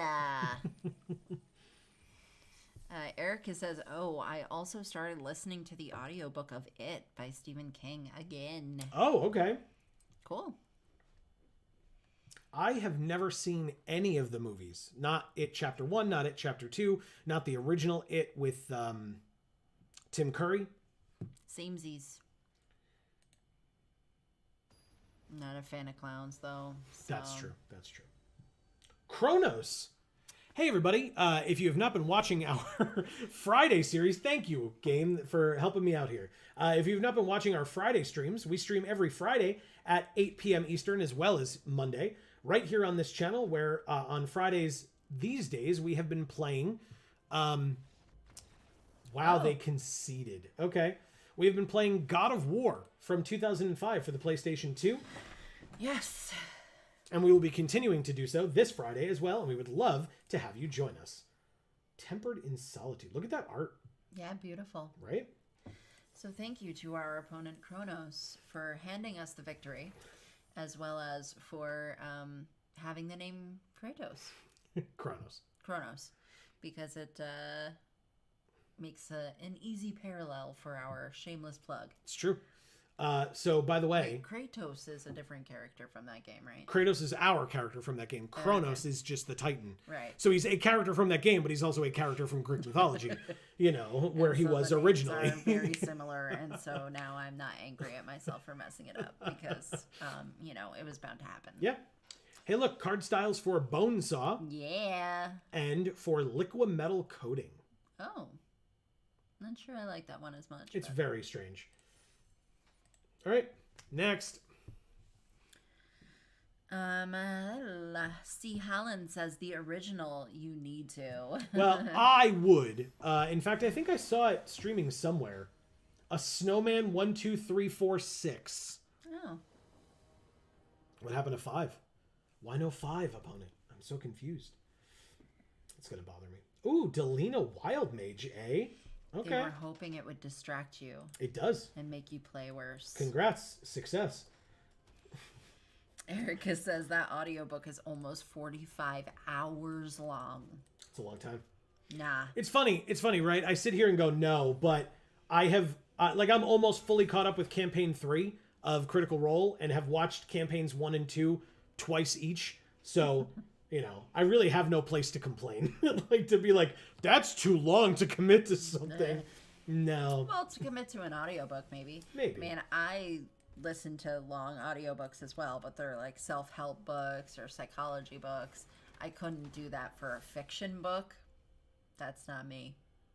Do we mill 4 cards? Are you going to mill us? You mill yourself 4 cards. 3 land and a Baral Chief of Compliance. Their deck is terrifying. Exile an instant or a sorcery from their graveyard, copy it, and you may cast the copy. They currently have Scour All Possibilities as the only option. C. Holland says we don't talk about 5. At the beginning of combat on your turn, create a 2/1 with Trample and Haste. Okay. I will do that. Combat. Take 4. Go to 21. It goes away. Amy, look. He must be the weird uncle that lives in the walls. Who is? Oh, yeah, nice. I love that card. Look at those guys. Aren't they cute? This guy's got a little bit of an issue with his lips. Just a little. He's just missing them. He's just, Fell off. They fell off? Yeah, that's what happens when you live in lava. Live in lava? I mean, it looks like. Oh my god. I think I His lips burned off one day. Wow. No. He's hardened from battle. Look at him. I don't know. I don't know at all. I really don't. Alright, so we make another 2/1. We attack for 3. They lose 3 life and then take 5? That seems okay, right? This works. Swing. C. Holland says you might know him better as Frosty the Snowman. We don't talk about 5. Super good. I like it a lot. Erica says, I've also never watched any of the film adaptations of it, but that's because it's literally a piece of media that scares me most in the world, and I have 2 separate traumas from it. Gotcha. Oh no. Gotcha. Then yes, I believe it would, I concur, it would be unwise. To have that visually in front of you as well? Yeah, probably. Greg is here and says, hey guys, this is Brothers War? So this is like the Brothers War limited constructed thing that they're doing for whatever reason today. Some kind of event. Also, they played their commander as the only card out, and we have Chainer's Edict in hand. So sacrifice your creature. They're doing other things. You got it. It's so itchy. Do I win this turn? I think I do. 3, 4, 5, 6, 7, 8, 9, 10, 11, 12, 13, 14, 15. Yeah, we win. The art on this memory deluge Isn't it awesome? is sick. It's haunting.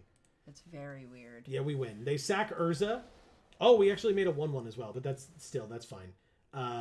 Yeah, we twin Furno, give Mishra double strike, and win. Combat. I feel like Twin Furno probably has like flanking. Twin Furno is not a creature, so it can have flanking, but yeah, so we're gonna give double strike to Mishra and say good game, opponent. I mean, god damn, that's really gross. Thank you, a snowman. 1, 2, 3, 4, 6. That's right. That's right. We don't talk about 5. No. Well, because you know what? I think it's because they're not having a good time, and it's a party of 5. Oh, yeah. Thank you for like. They're not having a good time because you trounced them. Yeah. We got Ashnod's Altar Oh, as the altar art. nice. And Psychosis Crawler. Gorgeous. Okay. I love it. Let's Yeah. keep going. We still haven't gotten a meld yet, and I'm upset about it. So more opportunities to do so. Meld me, baby. All right, are you gonna? Greg says our deck looks like it does some sweet stuff. That was sweet. Yeah, it was very interesting. We got beat pretty well the first time through, to be honest. But yeah, this time it was pretty good. All right, that's a much better mulligan. Why would you hand. mulligan that? We had our battle-hardened, lipless orc or whatever he is. They're goblins, Amy. Oh, They're well. goblins. The card is literally called "You See a Pair of Goblins." Oh. They don't look like goblins. They look like orcs. All right. Do we have any tap lands? This doesn't enter tapped. This technically will enter tapped, but not if we have 4 lands, so we're okay. We'll go like this and pass.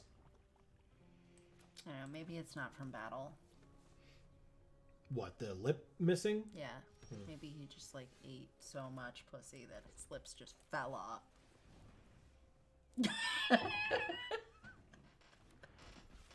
Why? Why is that what you go to? Why is it not what you go to? So Tanos the Toymaker is who our opponent's commander is, if you will, or whatever. Mistwalker, a 1/4 flyer. Okay. Now, what does this want us to do? Whenever you cast an instant or a sorcery spell, it gets a +1/+1 counter. Okay. Mana value 2 or less. Okay, so we can't really kick it. We could Umbral Juke and just make them sack a creature. This gets a counter, and then we attack them. So, sure, that. We'll do Okay. that. I'd like to do that. Please sacrifice a creature or planeswalker. We get a +1/+1 counter. Goodbye. And I attack you for 2. Okay. Moving on. Erica says, I also think that none of the I keep trying to say IT. Oh, the 'cause It It. films Yeah, I was like, do what? a good enough job showcasing the kids just being kids and contrasting with the horror. But that's just me. Okay, interesting.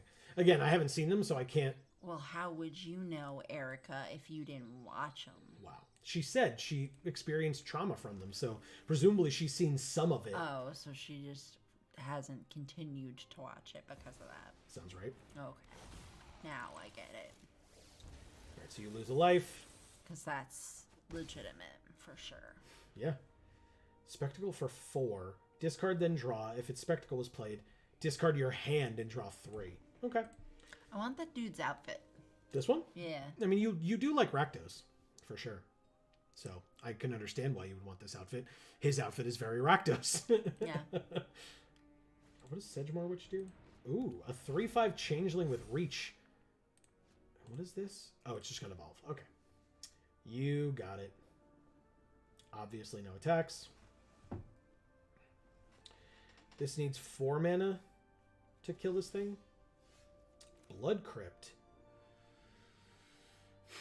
We only need 4, so I don't need to pay the 2. It enters tapped. With the kicker.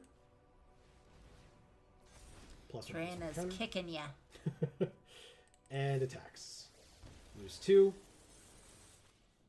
And take 6. I assume you don't block here.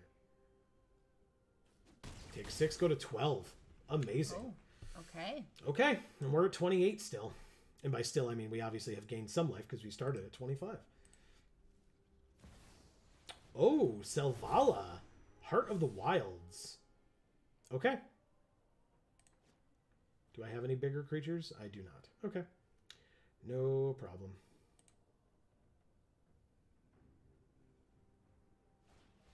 Fight spell. Or not fight spell. Bite spell. Okay. First you fight, then you bite. Are you... You're just letting me attack here? Okay. Interesting. Erica says, I think the best method for a screen adaptation of it is a full-length TV series. Like King recently did with Lacey's story. Gotcha. Is that a character's name? I assume so, but couldn't tell you definitively. I missed what C. Holland said. He said, best film I saw with kids in it. Gotta be Monster Squad. Okay. All right, so Mishra is going to allow us to play Light Up the Stage, which will let us get a pest, by the way. Salvala's dead. So, Amy, look, this deck makes pests. I love them. I love them. Hey, Deadly Dispute. We can sack an artifact or creature, draw 2 cards, and make a treasure. I mean, for all the Commander players out there, you're probably going to be upset with me, but it's probably going to be Arcane Signet, because I guess it could be the pest, and it's probably supposed to be the pest. But I love them. But she loves them. Tawnos the Toy Maker. What do you do again? Whenever you cast a beast or bird, you may copy it. He Okay. makes toys. Yeah, he does. He makes toys that are copies of beasts or birds. No blocks. I mean, Jesus. you asked what the card did. It literally says he's a toy maker. Stop it. All right, let's 2 damage to any target, huh? Okay. So if we play Young Peasy here, right? 1, 2, 1, 2, 3, 4. Greg says, this deck is sweet. Does a lot of nice things. Sack the token? Yeah, we definitely sack the token, despite the fact that Amy would not want me to. Sorry, Amy.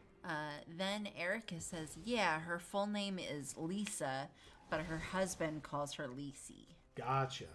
I own that audiobook, but haven't listened to all of it because, frankly, it's taking a long time to get into the scary stuff. Fair enough. Fair enough. Yeah, yeah. All right, combat. Sorry. No, it's fine. I'm just going to attack with these 2. He might block Mishra here, and if he does, he's going to have a very bad time. Oh, is he? Yeah, is because that a threat? I mean, no, it's just a statement of fact. So the Sedgemoor Witch has Menace, so he can't block the Sedgemoor Witch, even though he's trying to, it seems. Sorry, I should say our opponent is. I was looking at Urza, but yeah. Our opponent is... I meant Tawnos is going to have a bad time. Okay, so Bone Crusher Giant is going to deal 2 damage to Tawnos. And so when Mishra deals the other 2, or other 3, Tawnos dies, our creatures live, and we have like a million creatures to attack them with. And if we attack them with 6 of the many creatures that we have in the field right now,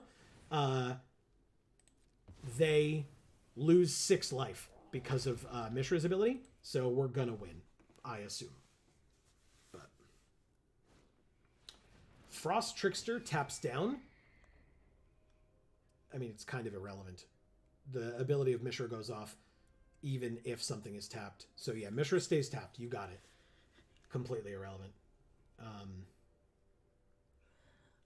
Greg says, play Pyro first and make a second token. Play Pyro. Oh, I see.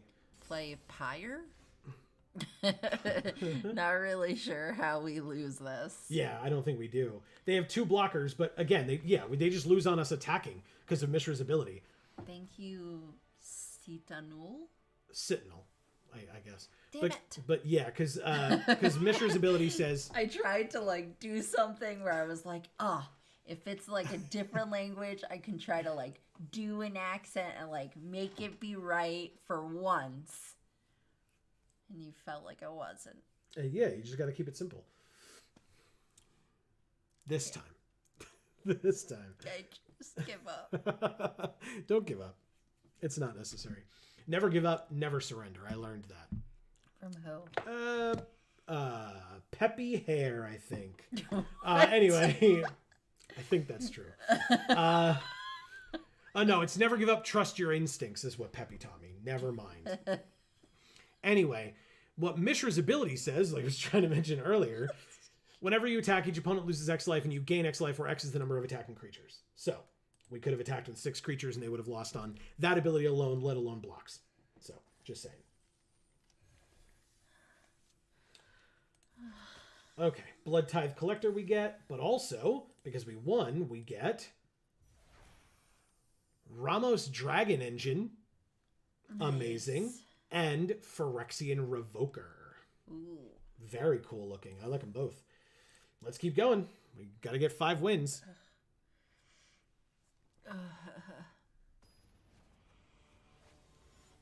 Are you sure we got to get 5 wins? Yep. Spleens a Mitch. Spleen sandwich. It's a spleen sandwich. God damn it! Why? Why? Don't ask me, Why man. can I never do this? Erica, fix me. Oh God. Hey, we drew Professor Onyx. What a weird hand we have here. This is a weird hand. You alright over there? No, No. clearly not. I was just gonna say clearly not. Okay. Erica says, so if it pleases the court, I'd like to share one of my favorite parts of it with you. Sure. If that's okay. Yeah. Heart. Please do. And then C. Holland says, go on. ... Yeah, exactly. Queen Kayla Bin Krug is who we're playing against right now, by the way. And by that I mean their commander or whatever. Conspiracy theorist. Oh, that's a load of shit. Why? Conspiracy theorists never have scrolls and books. That's absurd. All right, I guess we look at the top card of their library. Target a player. You. I'd like to see the top card of your library. What the hell? Vesper Lark. 3-mana, 2/1 flyer. When it leaves the battlefield, return a creature card with power 1 or less from your graveyard to the battlefield. It's a stitch. It's a stitch? Yeah. What does that mean? Or a snitch. Oh, a golden snitch. Oh, God. We have it. Stitch is from Lilo and Stitch. That's not an object at all. That is a creature that looks nothing like that. Correct. Thank you for noticing. All right, so we know that is coming up. I guess we'll just pass regardless. Whatever they have that we want to fire Prophecy, we can. I might put Professor Onyx on the bottom of our library to draw a card. We'll see. Yeah, you should do that because she sucks. All right. Are they going to pay the 1 and discard a card? They are. All right. They discarded Lizard Blades. That's scary. Whenever you discard 1 or more non-land cards, you may exile 1 of them from your graveyard. If you do, you may cast it this turn. Okay. So yes, cast the Lizard Blades. Fine, I'll take the damage. I'll kill the Lizard Blades. Let's go. Let's go. 3 damage. Irrelevant. Erica says, I'm sorry, Amy. The only people I try to fix are emotionally unavailable men who inevitably end up hurting me. Oh, God. I'm sorry, Erica. Oh, my God. It's too real. If it makes you feel better, I'm slightly emotionally unavailable and would probably inevitably hurt you too. Oh, God. And not because I wanted to, just because that's how it would go. Right, of course. All right, I mean, like, they have to have a burn spell, right? They're part red. And they have to know that this is the combo because Mishra's right there. He's my commander. I can play him at any time. Right. Is this legendary? It's not legendary? Delina says what's up. Queen Kayla Bin Krug is on the field. Not for long, though, because we have Lightning Bolt. Oh, wow. We drew the land for Mishra, though. Awkward. Let's go with Black Side. Let's also go with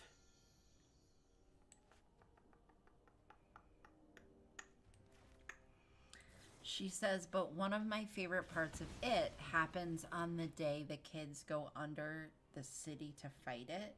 Okay.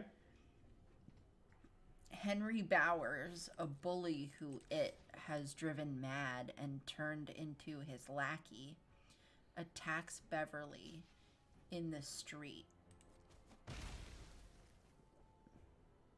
Good. Okay. Turn a creature from a graveyard to our hand. We don't have any, so I'll just play Order of Midnight. Let's do it. The Order of Midnight? I'm gonna guess like right after 11:59. You'd be wrong about that. Really? Yeah, because it's 9:55 and we just played it. So. Oh, shoot! We did it wrong. I guess. All right, so they discarded that flyer. Then they draw a card. Greg says, "How much does it cost to meld?" Nothing. They just have to both be attacking. If Mishra claimed by Gix and a creature named Phyrexian Dragon Engine are attacking and you both own and control them, exile them and then meld them. That's it. Exile them first, then meld them. Correct. Because otherwise it does weird things with like the rules of like, I guess with like copies and stuff like that. Because they can't be within the city walls when they meld, I guess. Yes, for sure. They have to be exiled Mm-hmm. first. I get you. Power word kill. I don't think we need any of that. We're just going to go like this. Play Mishra, then go to combat, attack here. They lose a life. Then they obviously don't block. Do they? We got double strike. I mean, I guess they chump blocked last time, so I guess they could, but there's no reason to double block. They're like mousing over which one they want to use. Do they have a creature with power 1? Yeah, they do. They could get either of those back if the Vesper Lark dies. So sure. Go for it. Greg says, "Seems like we can make that happen." Oh yeah, for sure we make that happen. We make that happen next turn. In fact, this turn is our only turn where we're shields down because we have Malakir Rebirth as well. I was hoping to draw a land, but we didn't get to. So we're a bit shields down, but we have ways of getting things back from our graveyard if we need to. So. Erica says, "And no one helps. People see it happening, but they all just go inside and ignore it. She happens to get away, but barely. Runs away to find the rest of the kids, and they realize in horror that..." Greg says, "Oh yeah, we are melding." Yeah, 100%. Especially now that they played this. Like, they're going to get up to X, so up to 3 artifacts and or creatures with mana value 3 or less from among their top 7 cards will be onto the battlefield. So unless one of those is ETB, deal 2 damage or something. It is not. Okay. And so it's just if they're attacking, not if they deal damage or anything. So as soon as they attack, goes away, comes back. So yeah, and we've got Power Word Kill if we really need it. We've got Malakir Rebirth if we really need it to like try to help us out. But they have no more mana available to them. So what? And they conceded. You bastard! What? Why can't? Because they didn't want me to meld. They would lose the game. It's just that like that's the closest we came. That sucks, man. Oh yeah, it's Spleen Sandwich. Yeah. Thanks, Spleen Sandwich. They tried really hard to figure out what their name was. They played Return to the Ranks by tapping 2 of their white creatures to convoke their 2 white mana, and they could have like later on they could have returned creatures, but they just played that as their last card and then conceded. Yeah. Up here is the last one. Greg says, "No, come on. It would have been so good." Right? C. Holland says, "I would have gotten away with it if it wasn't for you meddling kids." Right? Or melding kids. Melding kids, yes. Of course. Scrap Trawler and Ichor Wellspring. Oh. Which means, by the way, if you notice with the Ichor Wellspring at the bottom, it shows a person going to touch the Ichor Wellspring, and then the Ichor Wellspring is like jumping out and like engulfing their hand, and then their arm is gone in the last image. Okay. So it's got like Tiger King vibes. Tiger King vibes. Wow. Good reference. Yes, for sure. Guys, check out our jar video where we're dressed as Tiger King people. Yeah, go find it. I'm sure it'll be great and easy. It's actually, I mean, it's the one we posted on Halloween, so I guess that's fine. You could like look at the date or whatever, but this is definitely a mulligan. This one's probably fine. Yeah, 2, a 2, a 3, and a 0 with 3 land. Feels okay. So let's go with Mountain, Mishra's Bauble, pass. Erica says, wait, did it censor me again? God. Oh, no. Yeah, I think it did. All right, I'd like to look at the top card of your library, please. A Botanical Sanctum. Oh, because they're playing the Tawnos the Toymaker deck? Okay, sure. Ooh, Chainer's Edict. I mean, Pummeler, or Infantry? Electrostatic Pummeler is a very different card. Valakut Awakening. Put any number of cards from your hand on the bottom of your library and then draw that many cards plus 1. Zhalfirin Void, when it enters, scry 1, or we could just play Mishra's Foundry. I guess either way, they're going to happen one after another. So, scry 1 first. Land, I will keep there because we want Mishra as well. Let's play Lagomos, Hand of Hatred. Make a 2-1. Attack for 3. Okay.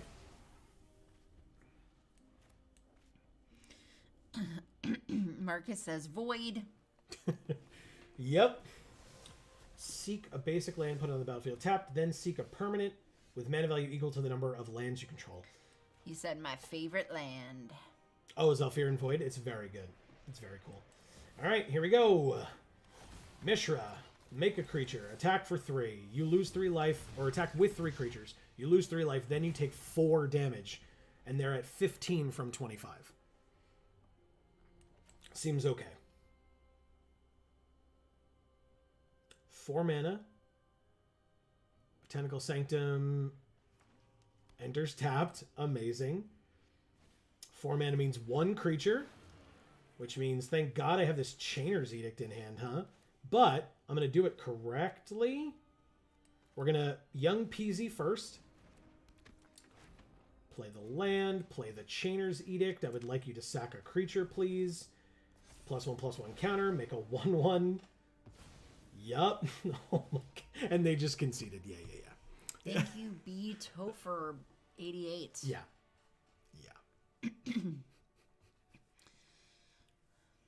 Yep. We just went. So wait. So how much damage would they have taken? So we would have made the 2-1. So that would have been 4 creatures attacking. They lose 4 life. They go to 11. 3, 4, 5, 6, 7, 8. And they go to, 3? And then if Mishra lived, we would just swing with all our creatures again and they'd just die from that ability again. Seems good. Greg says, are we just great or is our deck just the best one? You know what? Honestly, when we lost that first game, I felt like our deck sucked. Really? Yeah, because we lost that first game. That game was bad. Like, we lost real bad to that Urza deck. They had, like, all the artifact creatures, and the Urza that gave all their artifact creatures, or they then had the, that, like, Anthem effect that gave all their artifact creatures +2/+2, and it just felt unbeatable. I was just like, oh, we're just going to lose. There's nothing we can do about it. And then every other game since has been great. And so, of course, because we're at the end, we get Phyrexian Processor. Whoa.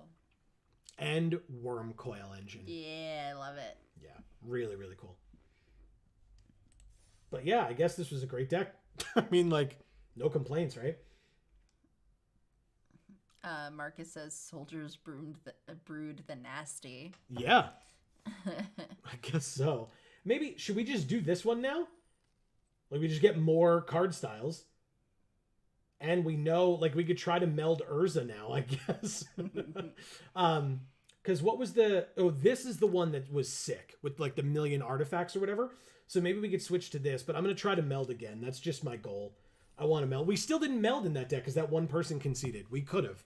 We were 1 turn away from melding, but we didn't do it. So...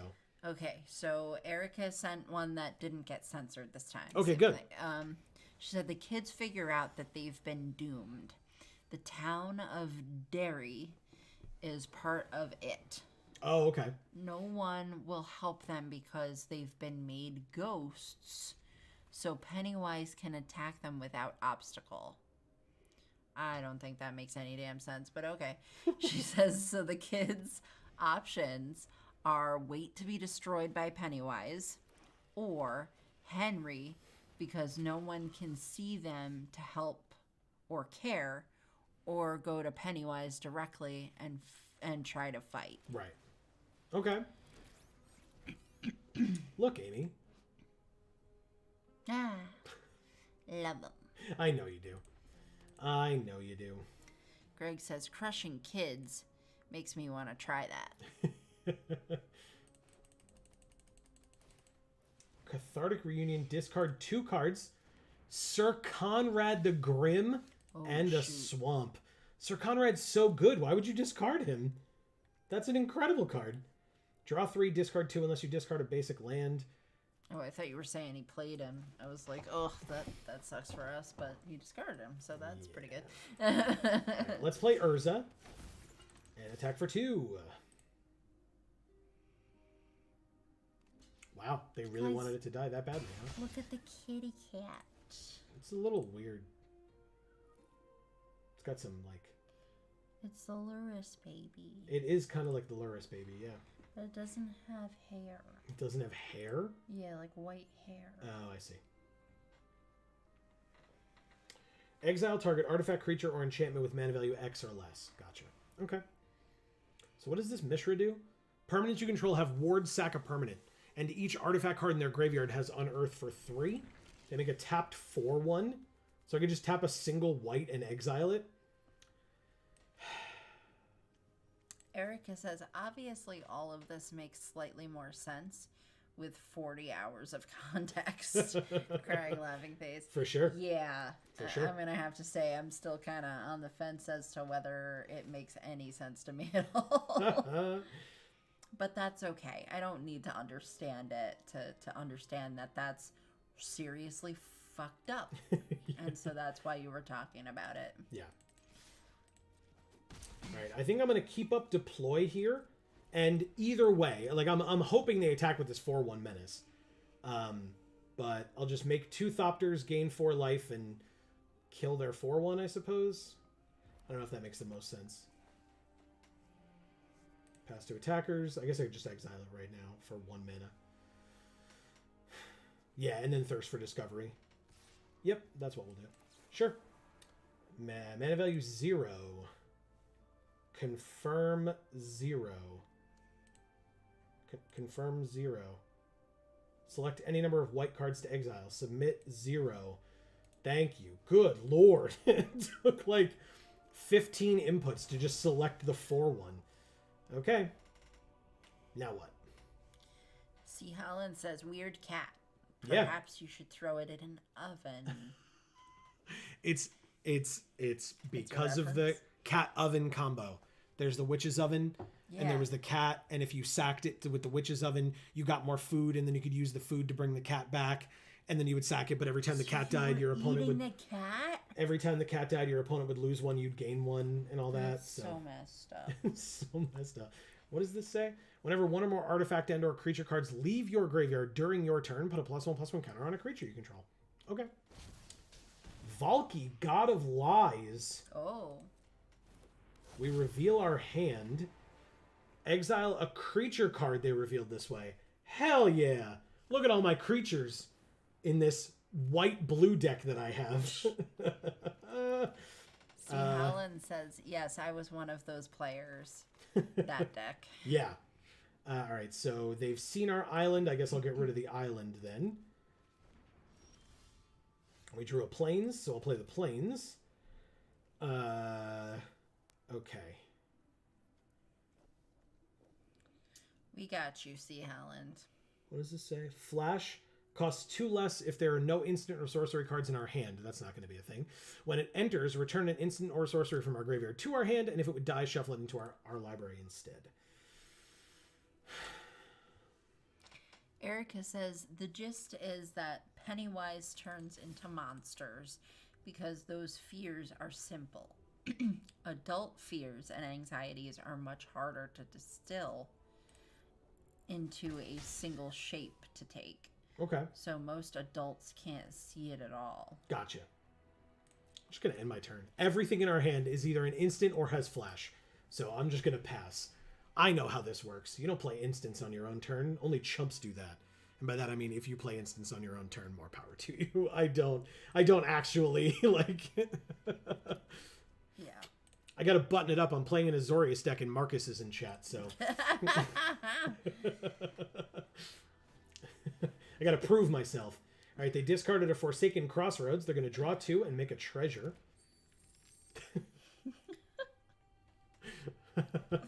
Wow. It's true. All right, pass 2 attackers. They just pass through the whole turn, huh? I mean... I should wear my headphones for this game all the time.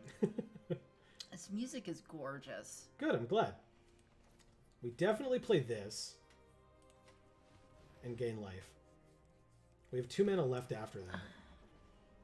Surveil 1, draw a card, or draw 3 and then put 2 back. Or Faithful Mending, gain 2, draw 2, discard 2. Let's brainstorm. Give me cards. Oh, shit. God Eternal Kefnet was on top? Good lord. Okay. Let's put these 2 on top, shall we? That order is fine. Kind of doesn't matter here. And then we will consider. What are we considering? We're considering whether to put this into our graveyard, but we will not be doing that. And then we'll just draw it.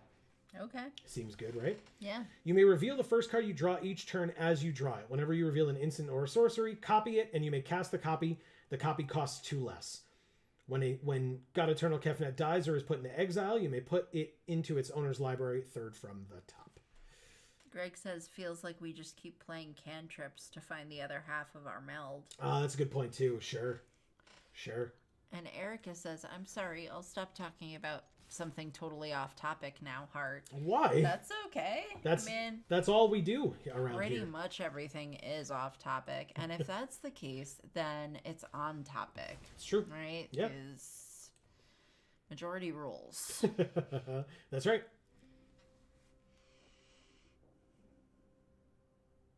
I don't know how to play constructed. We got to make this interesting somehow.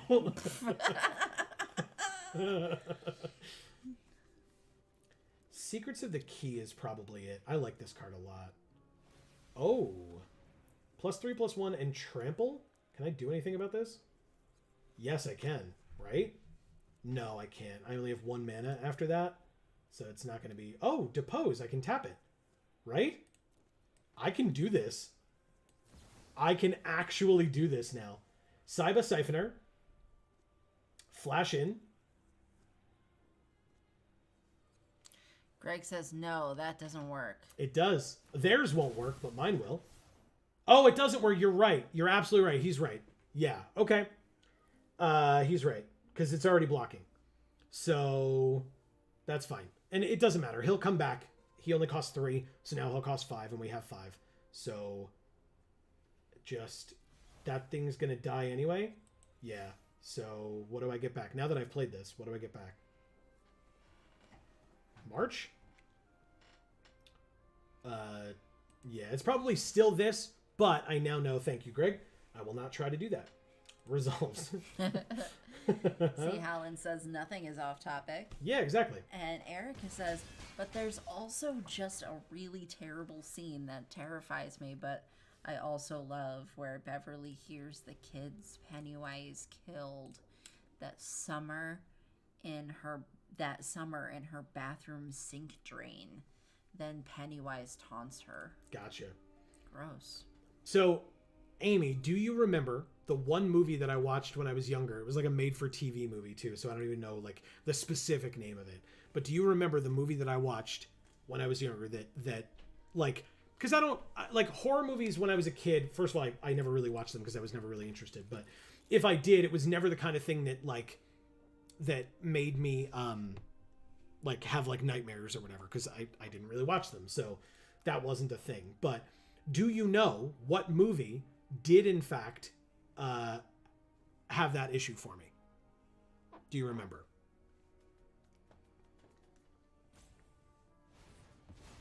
Altar of Baal. I feel like this is a trick. It's not. I've talked about it before. I just don't know if you remember. That's I don't. Okay.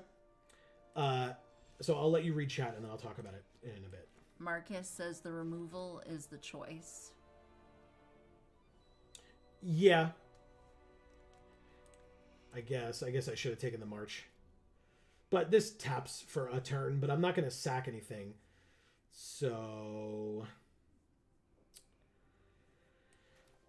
Kefnet leaves us 2 mana after, or I could Urza, but I don't really need Urza right now. I'll just play Kefnet first, because flying seems to be the thing we want right now.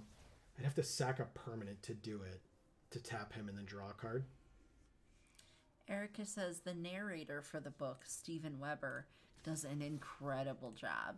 His Pennywise voice gives me fear chills. It's so good. That's awesome. It messes me up. That's so, great. Of course, I listen to it alone at like 4 a.m. every night. Wow. The correct way to do it, for sure. What does this altar do? 3 mana tap, exile a creature you control, return a creature from your graveyard to the battlefield. Okay. Greg says, I don't remember either. Just swing with the flyers. Yep. Yeah, so I'm just going to play Kefnet, or I just played Kefnet. Now I'll just swing with flyers for the rest of the game. If they play one flying blocker or something, I will somehow try to get rid of the flying blocker. Unearth that thing. I don't remember either. Was that a joke about the movie? So does that resolve? Yeah, you put a +1/+1 counter on Mishra. You got it. I'm at 29, so I can use to take some damage here. I don't really care. Like, if I take 10, I go to 19. I'm still at a higher life total than you, and you have no blockers after that, so I'm not too worried about it. But they have Luris, baby. Okay.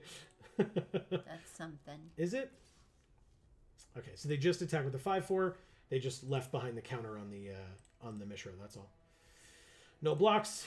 Take 5, go to 24.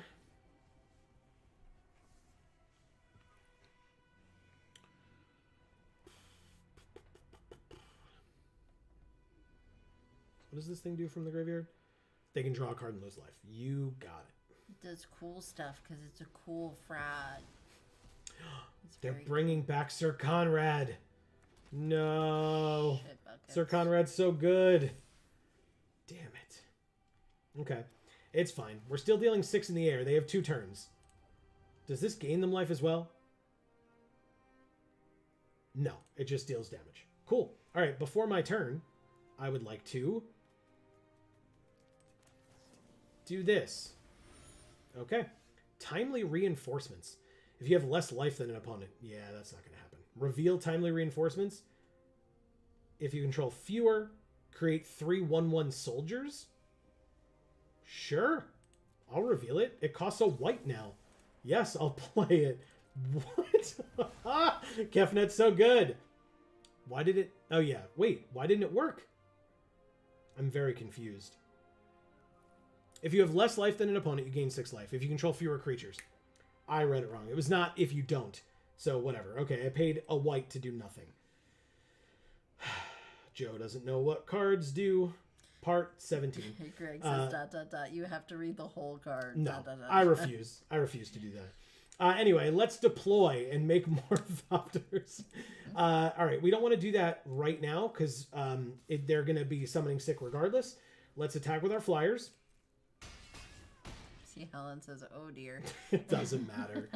It doesn't matter. Like, eventually I'll learn what the cards do, maybe someday, but until then, we're just going to keep hoping that this insane deck lets us win. That's all that matters. Right now, they can hit us for 11 on board. And if they do, more power to them. They discard Rezug the Bone Cobbler. I love him. That's very Studio Ghibli. He's so cute. Look at that bunny.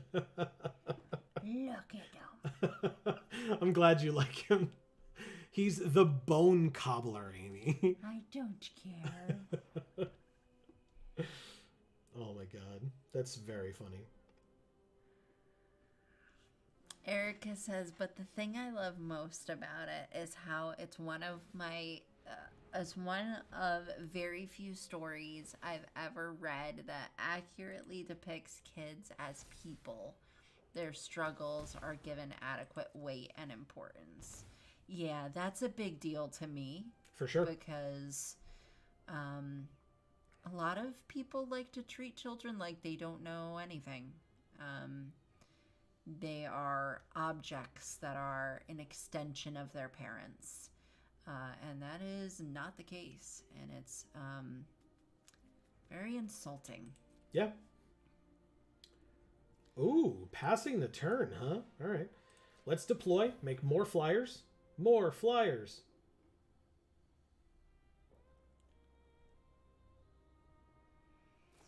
They have a way of getting rid of Kefnet.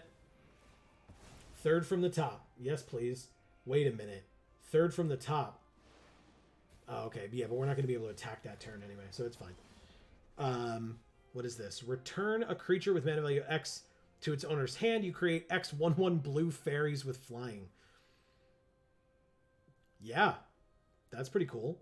And so then we win, because then they would only have one blocker. Oh, we'd have to sack a permanent, but I would just sack this clue token, right? So Mishra is 5 and Sir Conrad's 5. So I'm just going to go like this. X equals 5. Targeting Mishra. Yes, I'm sure. Yes, I'll pay 7. Oh, I don't have 7. Oh. Cancel. Interesting. Okay. So can we not win this turn? See, Holland says, never had a bone cobbler. Is that like a peach cobbler? Look at the top 6. Reveal an instant or a sorcery. No. So... It's definitely not like a peach cobbler. But he does look fun and tasty. I'm gonna eat that belly. Alright. Let's end the turn. Alright, they're at 1. Let's see if they can stabilize at 1 or kill us this turn. I would be surprised if they could do either, to be honest, but never say never. I've played Magic before. It's happened. Each player mills a card. Oh. Okay. I would like to gain 2, draw 2, and discard 2, please. So that I don't have Kefnet go away. I'll get rid of Salundi Vision and...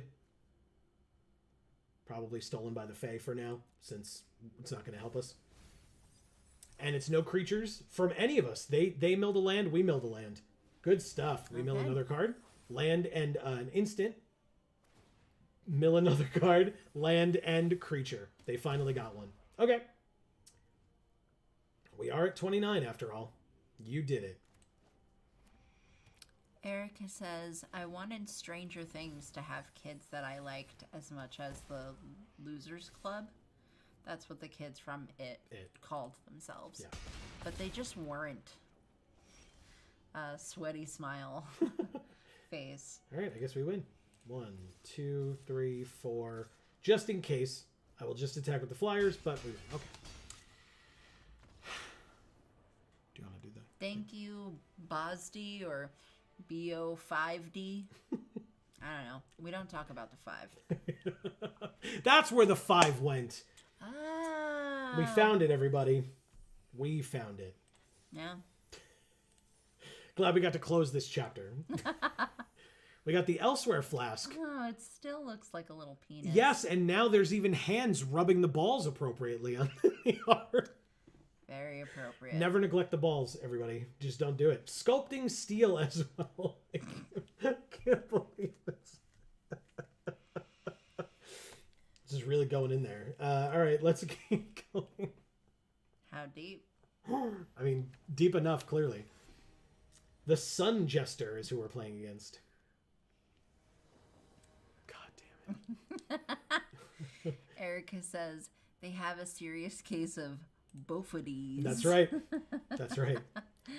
Right next to their case of Ligma. They got them in the same place, right? They just go there too often, and people are always sick, so they're getting Ligma and Bophides and all that fun stuff. Buried Ruin. Return an artifact from your graveyard to your hand. Whoops, that's not what I wanted. I wanted this land, please. Pass. And then we can curate at the end of their turn. Mishra's research desk. What does it get to do? Exile the top 2. Choose 1 until the end of your next turn. You may play that card. I'm assuming they looked for a land. They got one. He gets to do research, Joe. Yeah, God. I guess. Yeah, that sounds right. Ask the dumbest questions. Wow! Skybridge Tower enters the battlefield tapped. We can sack it later to draw a card. 1, 2, 3, 4, 5. So for what we have now, I'm going to put this Plains in the graveyard. Draw the land. Then on our turn, draw Talrund Sky Summoner. Oh. Okay. How do you summon the sky? No, he summons things into the sky. Oh. Whenever you cast an instant or a sorcery, you make a 2/2 blue Drake. Gotcha.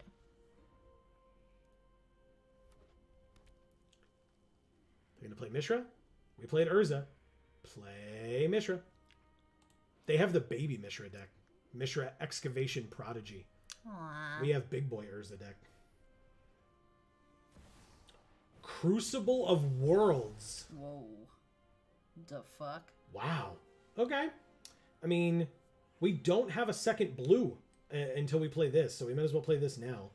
Salinity Vision lets us look at the top 6, get an instant or a sorcery into our hand, the rest in the bottom. They may play land cards from their graveyard. I mean, I guess we just, like, attack with Urza here and then pass. And then play Deploy at the end of their turn or something. Erica says, Amy, do you remember what Machop evolves into? Machamp? The ultimate evolution is Machamp. Oh. Right? With the 4 arms. Oh. So what's the other one? Machoke? Mm-hmm. It is veiny. It's true. That is true. All right, so they kill. Are they going to kill? It's 4 damage? It is 4 damage. Okay, sure. I can't save it with this, right? No. Oh, but I guess I'll do it now to gain an extra life. So sure. 2 1/1s, gain 3 life. Then Urza dies. I will take the action to put him back. He now costs 5, which means I could just play him now, but I could also play Talrand, and I probably am just going to do that. In fact, here's our blue source. Combat. Attack for 2. And Talrand. Okay. I was about to ask where Emilio was, but now I realize it's December now. So. Don't do it, Amy. All right, what did they do? 2 damage to any target? No. What did they do? They plussed her up, I guess? View the printed card. Yeah, they plussed her up. They discarded their hand.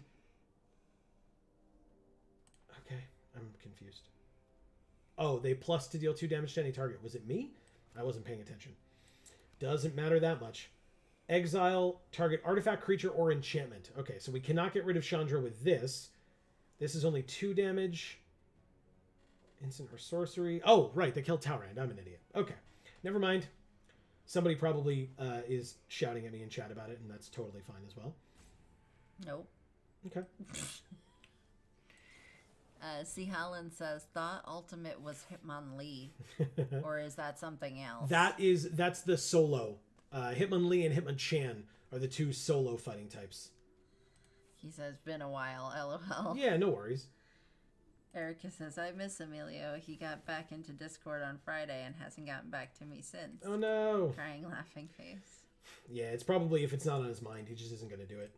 It's just... Yeah, that's my pretty guess. much just his deal, I feel like. All right, so Chandra goes to 4. She's talking to you? Chandra? Yeah. No. No? You didn't hear her? No. She talks when she enters. When she entered. And she when she takes damage. No, she didn't say anything. Okay. When it enters, it deals 2 damage to any target. Well, there's not much I can do about that right now, and this is 4 CMC, so I can't really do March of the Otherworldly Light either. God damn it, man. Okay. It's very annoying. There, she said something. A really cheesy line about blazing the path to victory. Sounds right. Yeah. It's the faithless looting art that you love so much. Yeah, it's creepy as fuck. Do want that dress though. Not gonna lie. Dress looks fake as shit. It looks like it's like a CGI dress. Yeah, I know. I don't want a CGI dress. I want a real dress. But Hey, swords to I plowshares. want that neckline. Cool. Of course, then I'll have issues because you can't wear a bra with that at all. I mean, you could. It would just look real weird. It would look like shit. Yes, it would. All right, Urza is here, which means pass, I suppose. Yeah, because again, everything is an instant. It's this deck, so. Eric says, according to what Emilio has told me, plus context clues, he should still currently be playing Smash and getting blazed. That sounds about right as well. That's every day. Yeah. Right, so I don't think we need to use the swords to plowshares on this twin shot sniper. I imagine there will be something. Sorry, I imagine there will be something that will get played later that we will more want to use it on. But I guess we'll see. Don't come closer. Why? You moved out of the way so I can move closer. No, I moved out of the way so you weren't touching me. Get back. Fair enough. I was just trying to get more on camera. Oh, well, aren't we all? Witness me. Anyway. Erica says, oh, I also have a Christmas present coming in the mail. Forgot to tell you about. Hell yeah. A Christmas present for yourself. Okay. What'd you buy yourself for Christmas? They've got a lot of removal in this deck. It's going to be very annoying because we do not have a lot of creatures.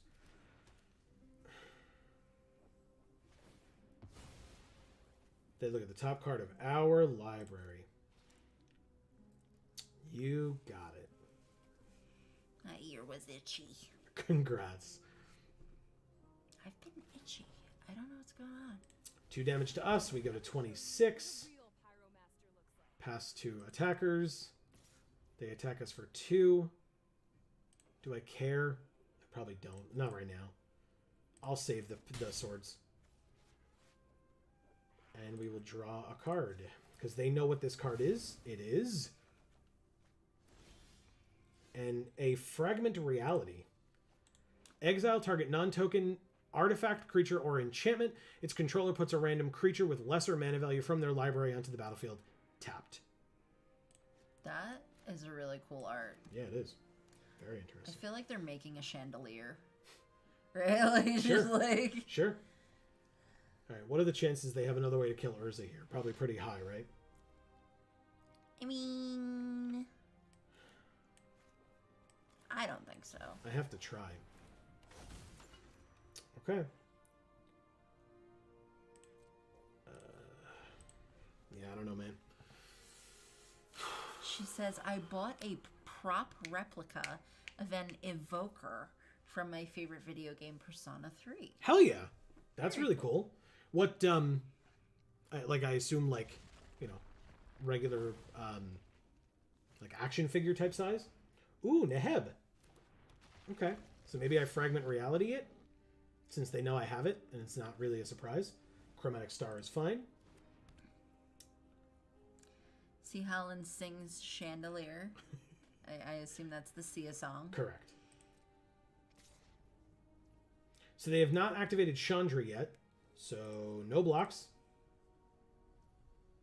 Take 2, go to 22. Take 2, go to 20.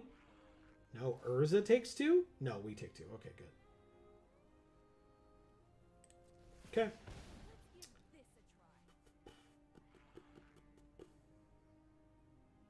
And then...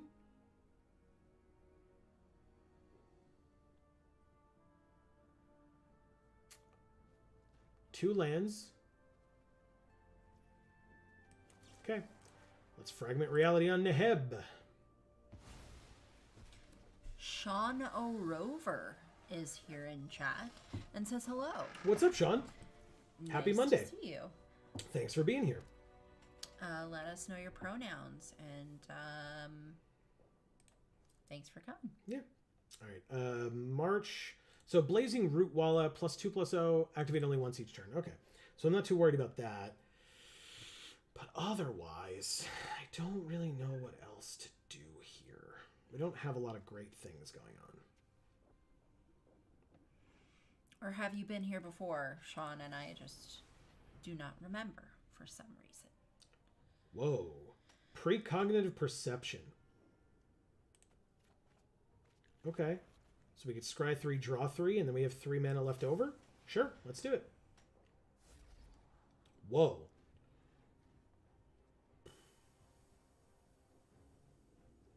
What do you do, Gale? When it enters, if you cast it, return an instant or sorcery from your graveyard to your hand. I'm going to put this on the bottom and take these two, I think. We drew Timely Reinforcements as well. We do have less life than our opponents. We could gain 6 life. We do control fewer creatures as well. Okay, that's interesting. That's 2 mana, which would leave us with 1. Sure, why not? Why not? Okay, so Erica says an evoker is basically a device that resembles a pistol. The characters summon their personas by putting it to... Sorry, Chandra. By putting it to their heads and pulling the trigger. They don't get shot. That's just how the game works. Yeah. That's... Oof. I don't know if I like that. Sean says, how are you doing? We're doing okay. In the game or in life? I was about to answer in both. Like, we're doing well in our lives, and these games have been pretty fun, actually, considering. Ox of Agonis. Discard their hand, then draw 3 cards. They only have 1 card in their hand, and so they discard a land, which they can play thanks to Crucible of Worlds, and draw 3 new cards. C. Holland says hi to Sean. And then Sean says, how are you doing again? And then says, my Wi-Fi is bad. Sometimes messages sent twice. Gotcha. Sorry about that. And then it says, sorry about that again. No worries. Love it. No worries. Both life and game. Yeah. I'm working on spicy commander decks. Hell yeah. Nice. Tell us about them. No blocks. Well, unless you don't want to. That's fine too. Yeah. No blocks on the 2/3. I'm probably just going to exile the Ox with the swords before our turn. Goodbye, Ox. They gain 4 life and go to 25. We drew Mission Briefing. Surveil 2. Choose an instant or a sorcery in our graveyard. When we cast it this turn. Okay. What's in our graveyard? Swords. Fragment Reality. Depose. Deploy. Curate. I mean, we've got some things, but... Oh, we've got Precognitive Perception as well. Scry 3, draw 3 again. Erica says, hi, Sean. Sorry to duck out, but a friend of mine I haven't talked to in a good while is going to play some Pokemon with me. Love y'all, and I'll see you Friday. That sounds Glittering awesome. Hearts. Yeah, we'll see you Friday. Have fun. Have fun. Congrats. Yeah, I hope you get to, catch up adequately with Right? them. All right, so 1, 2, and then 1, 2, 3, 4, 5. So we can do this all. So let's give it a try. Mission Briefing. Oh, wow. Goodbye. Jesus. Okay. 2 lands on top, go to the graveyard. We'll take the Precognitive Perception. It's our main phase, so we'll play it. Scry 3, draw 3. Torrential Gearhulk, Hurkle, and Think Twice. Oh, so this... Yeah, we'll put that on the bottom. I don't love Hurkle either, to be honest. I'll put Hurkle on the bottom. And draw 3 cards. 1, 2, 3. We do have Counterspell, but we don't have the mana for it currently. Let's go to combat. We have Wizard's Spellbook, too. Wow. Now this gets +2/+0, which means it's not enough to kill Urza, but of course, and they don't need it for to kill the soldiers. So you got it. Trades with the soldier. She takes 3, goes to 3. I'm not really worried about their life total yet because we're on even keel, basically, life total wise. So not too concerned. Go ahead, Aim. Sorry. Oh, no, it's fine. Ooh. Oh, is this Sean from Varia? Sean, are you from Varia? No, I think Sean spells his name differently. Oh, okay. That Sean spells his name differently. In that case, never mind. See, Holland says, Sean, get Turn Timber Ranger, Maskwood Nexus, and then play Terror of the Peaks. Okay. Infinite creatures and infinite damage. That's fun. And then Sean says, so Narset is Narset, I believe. I believe that I should get to play infinity amount of turns. Okay. Over which I will make copies of anything I want. So Timna, the Weaver, and Tana, the Bloodsower, stacks deck. Okay. See, Holland, you know what's funny? I have a combo like that in Magda. I get Maskwood to get Zorn, then Hellkite Charger for infinity attacks because I have infinity treasures.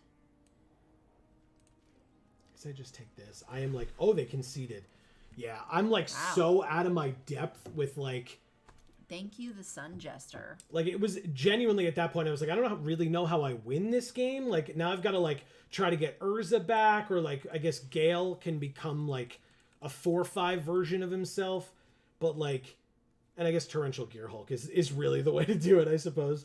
Arcane Proxy too. We were getting some good stuff, but like, God, this game was going to go on forever. So thank you, Sun Jester, for conceding. I appreciate it. God damn. We get a Born to Drive, 250 experience, and Precursor Golem. That's a cool art. Yes, and the Sigil of Valor. Okay. One more or stop? What do you guys think? There, just because this is rolling, so like, I figured we'd do one more while folks are here. One more. But with a fair warning that, you know, after this game, it's go time. It's gonna be bedtime. Yes. Okay, let's see. Where did I leave off?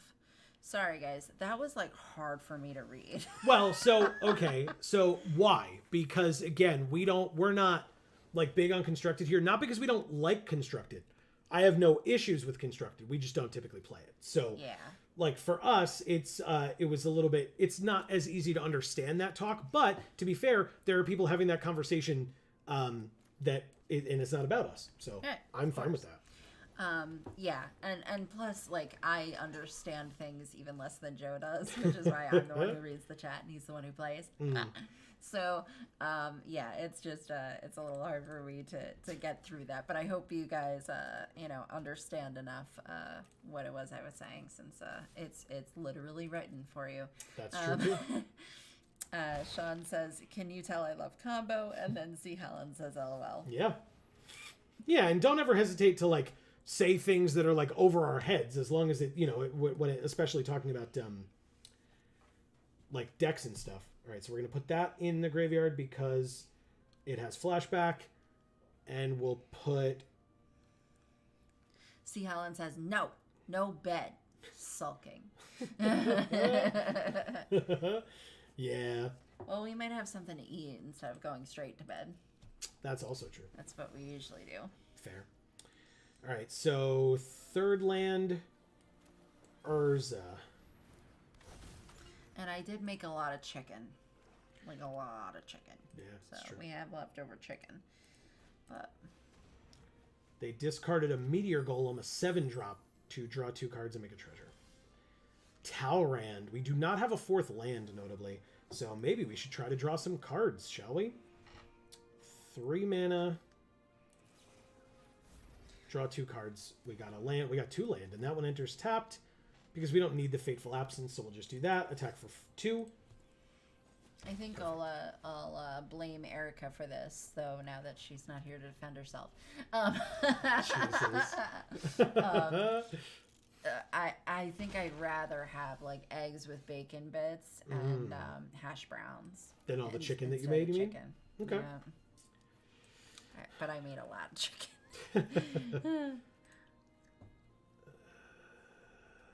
See, Helen says leftovers are nice.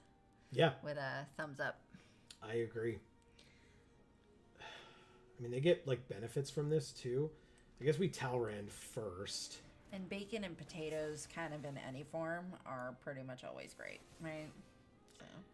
Then we Fateful Absence on Mishra. We say yes. And then we sack a permanent. And that permanent is going to be this Plains. Because we have another Plains in hand. And all of our stuff is blue or double blue specifically. So we get a 2/2 flyer as well. We get to attack them for 2. Like, that was 100% worth it to me. They can replay Mishra right now, or they could play Sky Sovereign. Sure. And kill Talrand. Nice play. Nice play. So, what does this do? Graveyard to your hand. And this exiles a non-token artifact, creature, or enchantment. Okay. So, yeah, we want to do this. Oh, no. Yeah, we do. Sorry. But we could do it at instant speed. Gotcha. This needs crew 3, so time to attack. They finally block Urza. Take 2, go to 19, and we can end our turn. Sean says Narset is seen as a meanie commander since it allows you to free cast cards. And some people will go out of their way to call you a horrible person. Same thing with stacks, but my group doesn't care. That's good. Yeah, I've heard, like, you have to, like, be comfortable with people to like, kind of, I don't know, maybe I'm wrong, but like stacks decks are kind of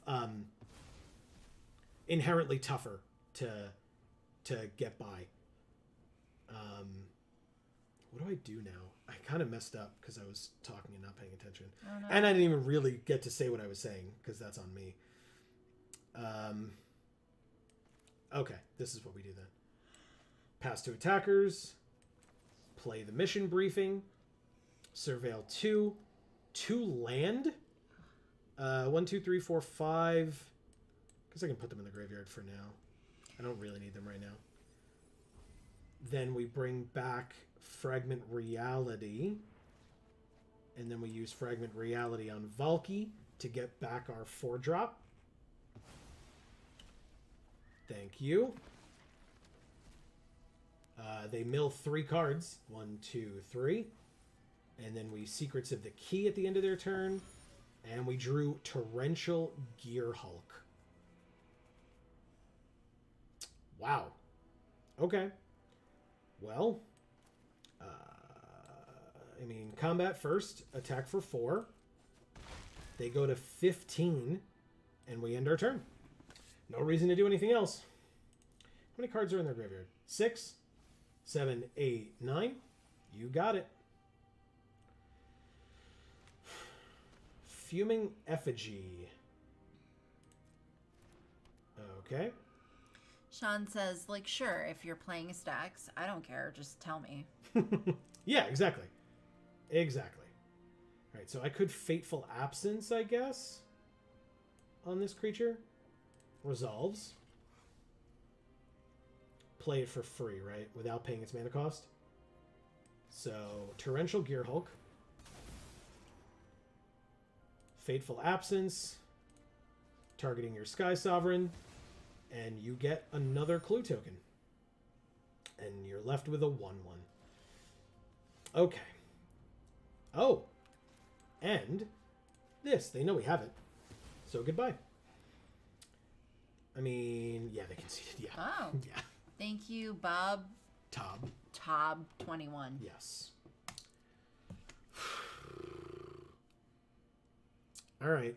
Well, I mean, you know, we're at 3 of 4, and then we would need 5. So yeah, we're not going to try to push to get to the end here. We do get Defense Grid. Well, it went away, but there it is. And Key to the City. Okay. Okay. Sean says, don't if you want to play a... competitive EDH deck. Oh, okay. I was like, a kid deck? Tell me so I can get my competitive EDH deck. Yeah, exactly. And that's perfectly fine, right? There are the ones where it's like, I'm going to get together with a group of friends and have fun. Yeah. Right? And then you play your fun decks where you do cool combo-y things and like, oh, I'm going to help you out and like tap the cards that are like me and target opponent draw a card. So like you kind of make deals with the other players of like, okay, if you don't attack me, I'll use this card on you next turn as well as me. Like stuff like that. Cool. Those are the fun decks. Whereas competitive EDH is just like, you know, bam, bam, bam, I kill you, throw all these things at you and you're dead because it's, you know, you have access to like every card in Magic, right? So you can do some gross things. Yeah. But yeah, for sure. C. Holland says, thanks for the stream. Thanks. Thank you for being at the stream. That one as well. Wow. That. Yeah. So yeah, I mean, look, I'll double check because I know I can check on Wizards website to find out when this goes away. If it doesn't go away next week, because I think Cube comes out soon. So next week we will either be doing more of this, Cube, or just regular Brothers War Limited.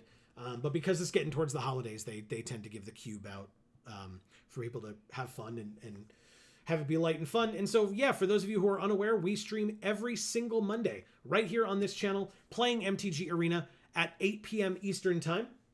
We would love to have you join us. And then Fridays, as Erica mentioned earlier before she left, she said she would see us on Friday because we also stream on Fridays at 8 p.m. Eastern. But Fridays, we play whatever video game we happen to be playing at the time. This Friday, we will be continuing our playthrough of God of War, the original 2005 God of War for the PS2 on the PS2. Yes. So if there are technical difficulties, please bear with us. Thankfully, knock on wood, there have not been yet. Yeah. But yes, it's definitely a possibility. But it is an old system, guys. Please. Sean says, I have a competitive EDH deck because I like having that faster paced game. Yes. People were, Makes sense. I was listening to some people talking about that the other day where it's like, you know, you could run into the issue where it's like, oh, right, we're playing a 4-player commander game and we're playing for fun, but like now it's like 3 hours later and like no one's dead yet, you know? Sean says, God of War is amazing. For sure. Amy is the way we do things around here, Sean. I don't mean to mansplain to you if you are aware already, but over on Video Games for All, links down in the description box below, I take Amy through video games that she has never played before, which is basically all of them. Yep. And so God of War, while we stream over here, the VODs of that, the videos on demand, go up over on Video Games for All on Saturdays. So yeah, Amy is experiencing God of War for the first time ever. Yeah. Just like all the other ones, I experienced them for the first time ever when I experienced them. So that's right. There you go. And so for other folks and or Sean, of course, tomorrow, please don't forget, on Video Games for All, a new episode of Pokemon Sapphire. Amy may or may not have found the stone that she needs to evolve her Lombre. So stay tuned for that. You'll get to see what Amy thinks about that. On Wednesday, we have more Banjo-Kazooie. And on Sunday, we have more of Telltale's The Walking Dead. Oh, so good. Right? So stay tuned for all of those. I am super excited to hear what folks have to say about that. And don't forget, whether you're on this channel, Video Games for All, or Gluten Free for All, also links down in the description box below, please don't forget to subscribe and ring that bell so that you will get notifications whenever any of our videos come out, or, as I mentioned, for when you're here, whenever we go live every Monday and Friday at 8 p.m. Eastern. Sean says, have you played the classic Skyrim? No, we have not. No, we have not gotten to Skyrim yet, but correct. I assume it's on the list. I own one of the Elder Scrolls games. Is it Elder Scrolls? Right? I think. Yeah, I own one of the Elder Scrolls games. It's been a bit. I'll have to find it and look and hook it up. R360 is having some issues right now, so It needed to go to the doctor. And when it's back from the doctor, maybe we'll consider it. But yeah, it's definitely, there are very few, if any, games that are like flat nose. Like if people are like, would you ever do this? Like, probably, like Right. that's just how it works. Is there anything we wouldn't try? I don't know. Yeah, probably not. Probably not. But I mean, if there's something in particular that's going on with a specific game that like you just know, like it'll be something I personally wouldn't like, then I guess that makes sense. Yeah. That we wouldn't even try, but I feel like that's an outlier for sure. For sure, yeah. He says my 360 is running strong 7 years later. Awesome. That's so That's good. really nice. Good for you. Because yeah, we had some issues. It was unfortunate. It will get taken care of. I have no doubt. Hopefully. We have top men on it for sure. So we left it in very capable hands, and we had some help from a very lovely lady as well. Yes. So shout outs to both of them without naming them, but still, thank you to them. They know who they are. Marcus says, peace, everyone. See you Friday. Take it easy, Marcus. We'll see you soon. And actually, Amy, speaking of saying goodbye to folks, you have some work to do. God, don't I? Yes. Marcus, Sean says, I recommend Oblivion. The character models are something else, but beautiful story. And I believe that is the one I have. No promises, but I believe that is the one that I own. Okay. I think. All right. So, Marcus, thank you so much. Have a good night. Sean, thank you so much for being here. First time I'm seeing you, I believe. If I'm wrong, please let me know. But I'm pretty sure you're new. Yeah, really happy to have you. This is cool. Yeah. Thanks for stopping by. Thank you. We hope to see more of you, but no pressure to do Right. so. That is Of course. entirely on you.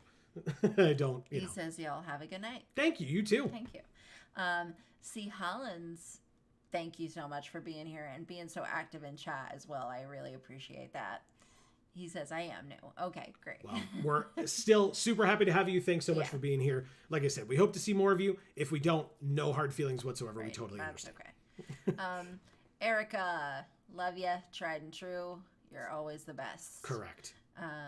Greg was here. Thank you so much for being here. We always appreciate that you make the time to be here because I know that that's difficult. At the end of your long day. Yes. CJ, thank you for being here because I know it's difficult for you to get here as well. And so I appreciate you popping in and making a few comments here and there. For sure. It means a lot that you come. Yeah. Same to Matt. Same exact thing to Matt. You've got a lot going on in your life, and I really appreciate that you come here and that you watch, and it really does mean a lot. Marcus, I already said, you're awesome. Yeah. Dave Mann, thanks for always lurking. Creepy friend.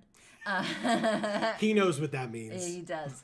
Jayana, thank you for coming because, again, somebody whose schedule does not leave a lot of opportunity for you to be here. So I really appreciate that you make the time. Hell yeah. And Battle, thank you so much for coming in the beginning and being first. Yeah, that's very true. Absolutely. First. That's right.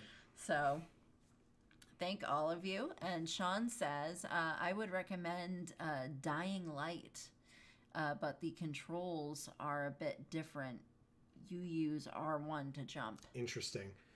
Yeah, I mean, I find that if I'm playing like multiple games at the same time and they have very drastically different control schemes, it messes me up. But like, if it's the only game that we're playing, I would eventually get used to it. But yeah, I like I said, I believe Oblivion's the one I have, so that's probably the one that we would do first, just cause. Just because we already have it. Yeah, exactly. Makes it a little bit easier on the wallet and just for convenience sake. Yeah. So. But yeah, hey, guess what, everybody? That is going to be the end of this particular stream. It was kind of a long one tonight, so thank you to all of you who stuck it out with us. We really appreciate it.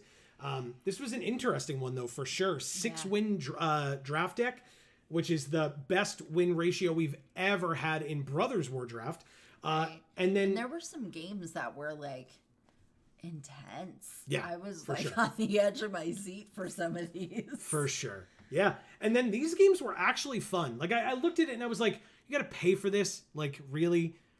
why? And then it was like 5,000 gem or gold or whatever it was. So it wasn't even that bad, thankfully. I didn't have to spend gems. I just spent 10,000 gold, which would have been a draft entry, I guess, but we got all the card styles for it. And like we, you know, I can, even if this goes away before next week, I can still play the last 2 games and, you know, on my own or whatever and win those last 4 card styles and just have them. So yeah, and let me be the first to say it was worth it. Yeah, like, I think so too. What we put into it, it was worth it. Yeah. There are some times where just, I don't know if Lady Luck just takes a dump on us or what, but there are some times where playing Arena just is just discouraging. Yeah, tonight... You know, you dump your resources in and nothing comes back out. Yep. But tonight was spectacular. Yeah, tonight was my night for sure. I was super happy with that. So yeah, as I mentioned earlier, I'm not going to go too far into it, but we'll be back next Monday for more. So stay tuned for that. We would love to see you there. And of course, this Friday for more God of War. And between now and the next time we see you, whenever that happens to be, please don't forget to continue to stay safe and happy and healthy. That is to you and yours super important. And for now, from us here at the Geek for All family of channels, I have been Joe. And I'm Amy. And as we always say, in whichever video or stream of ours you watch next, we will see you all next time. Thanks, everybody.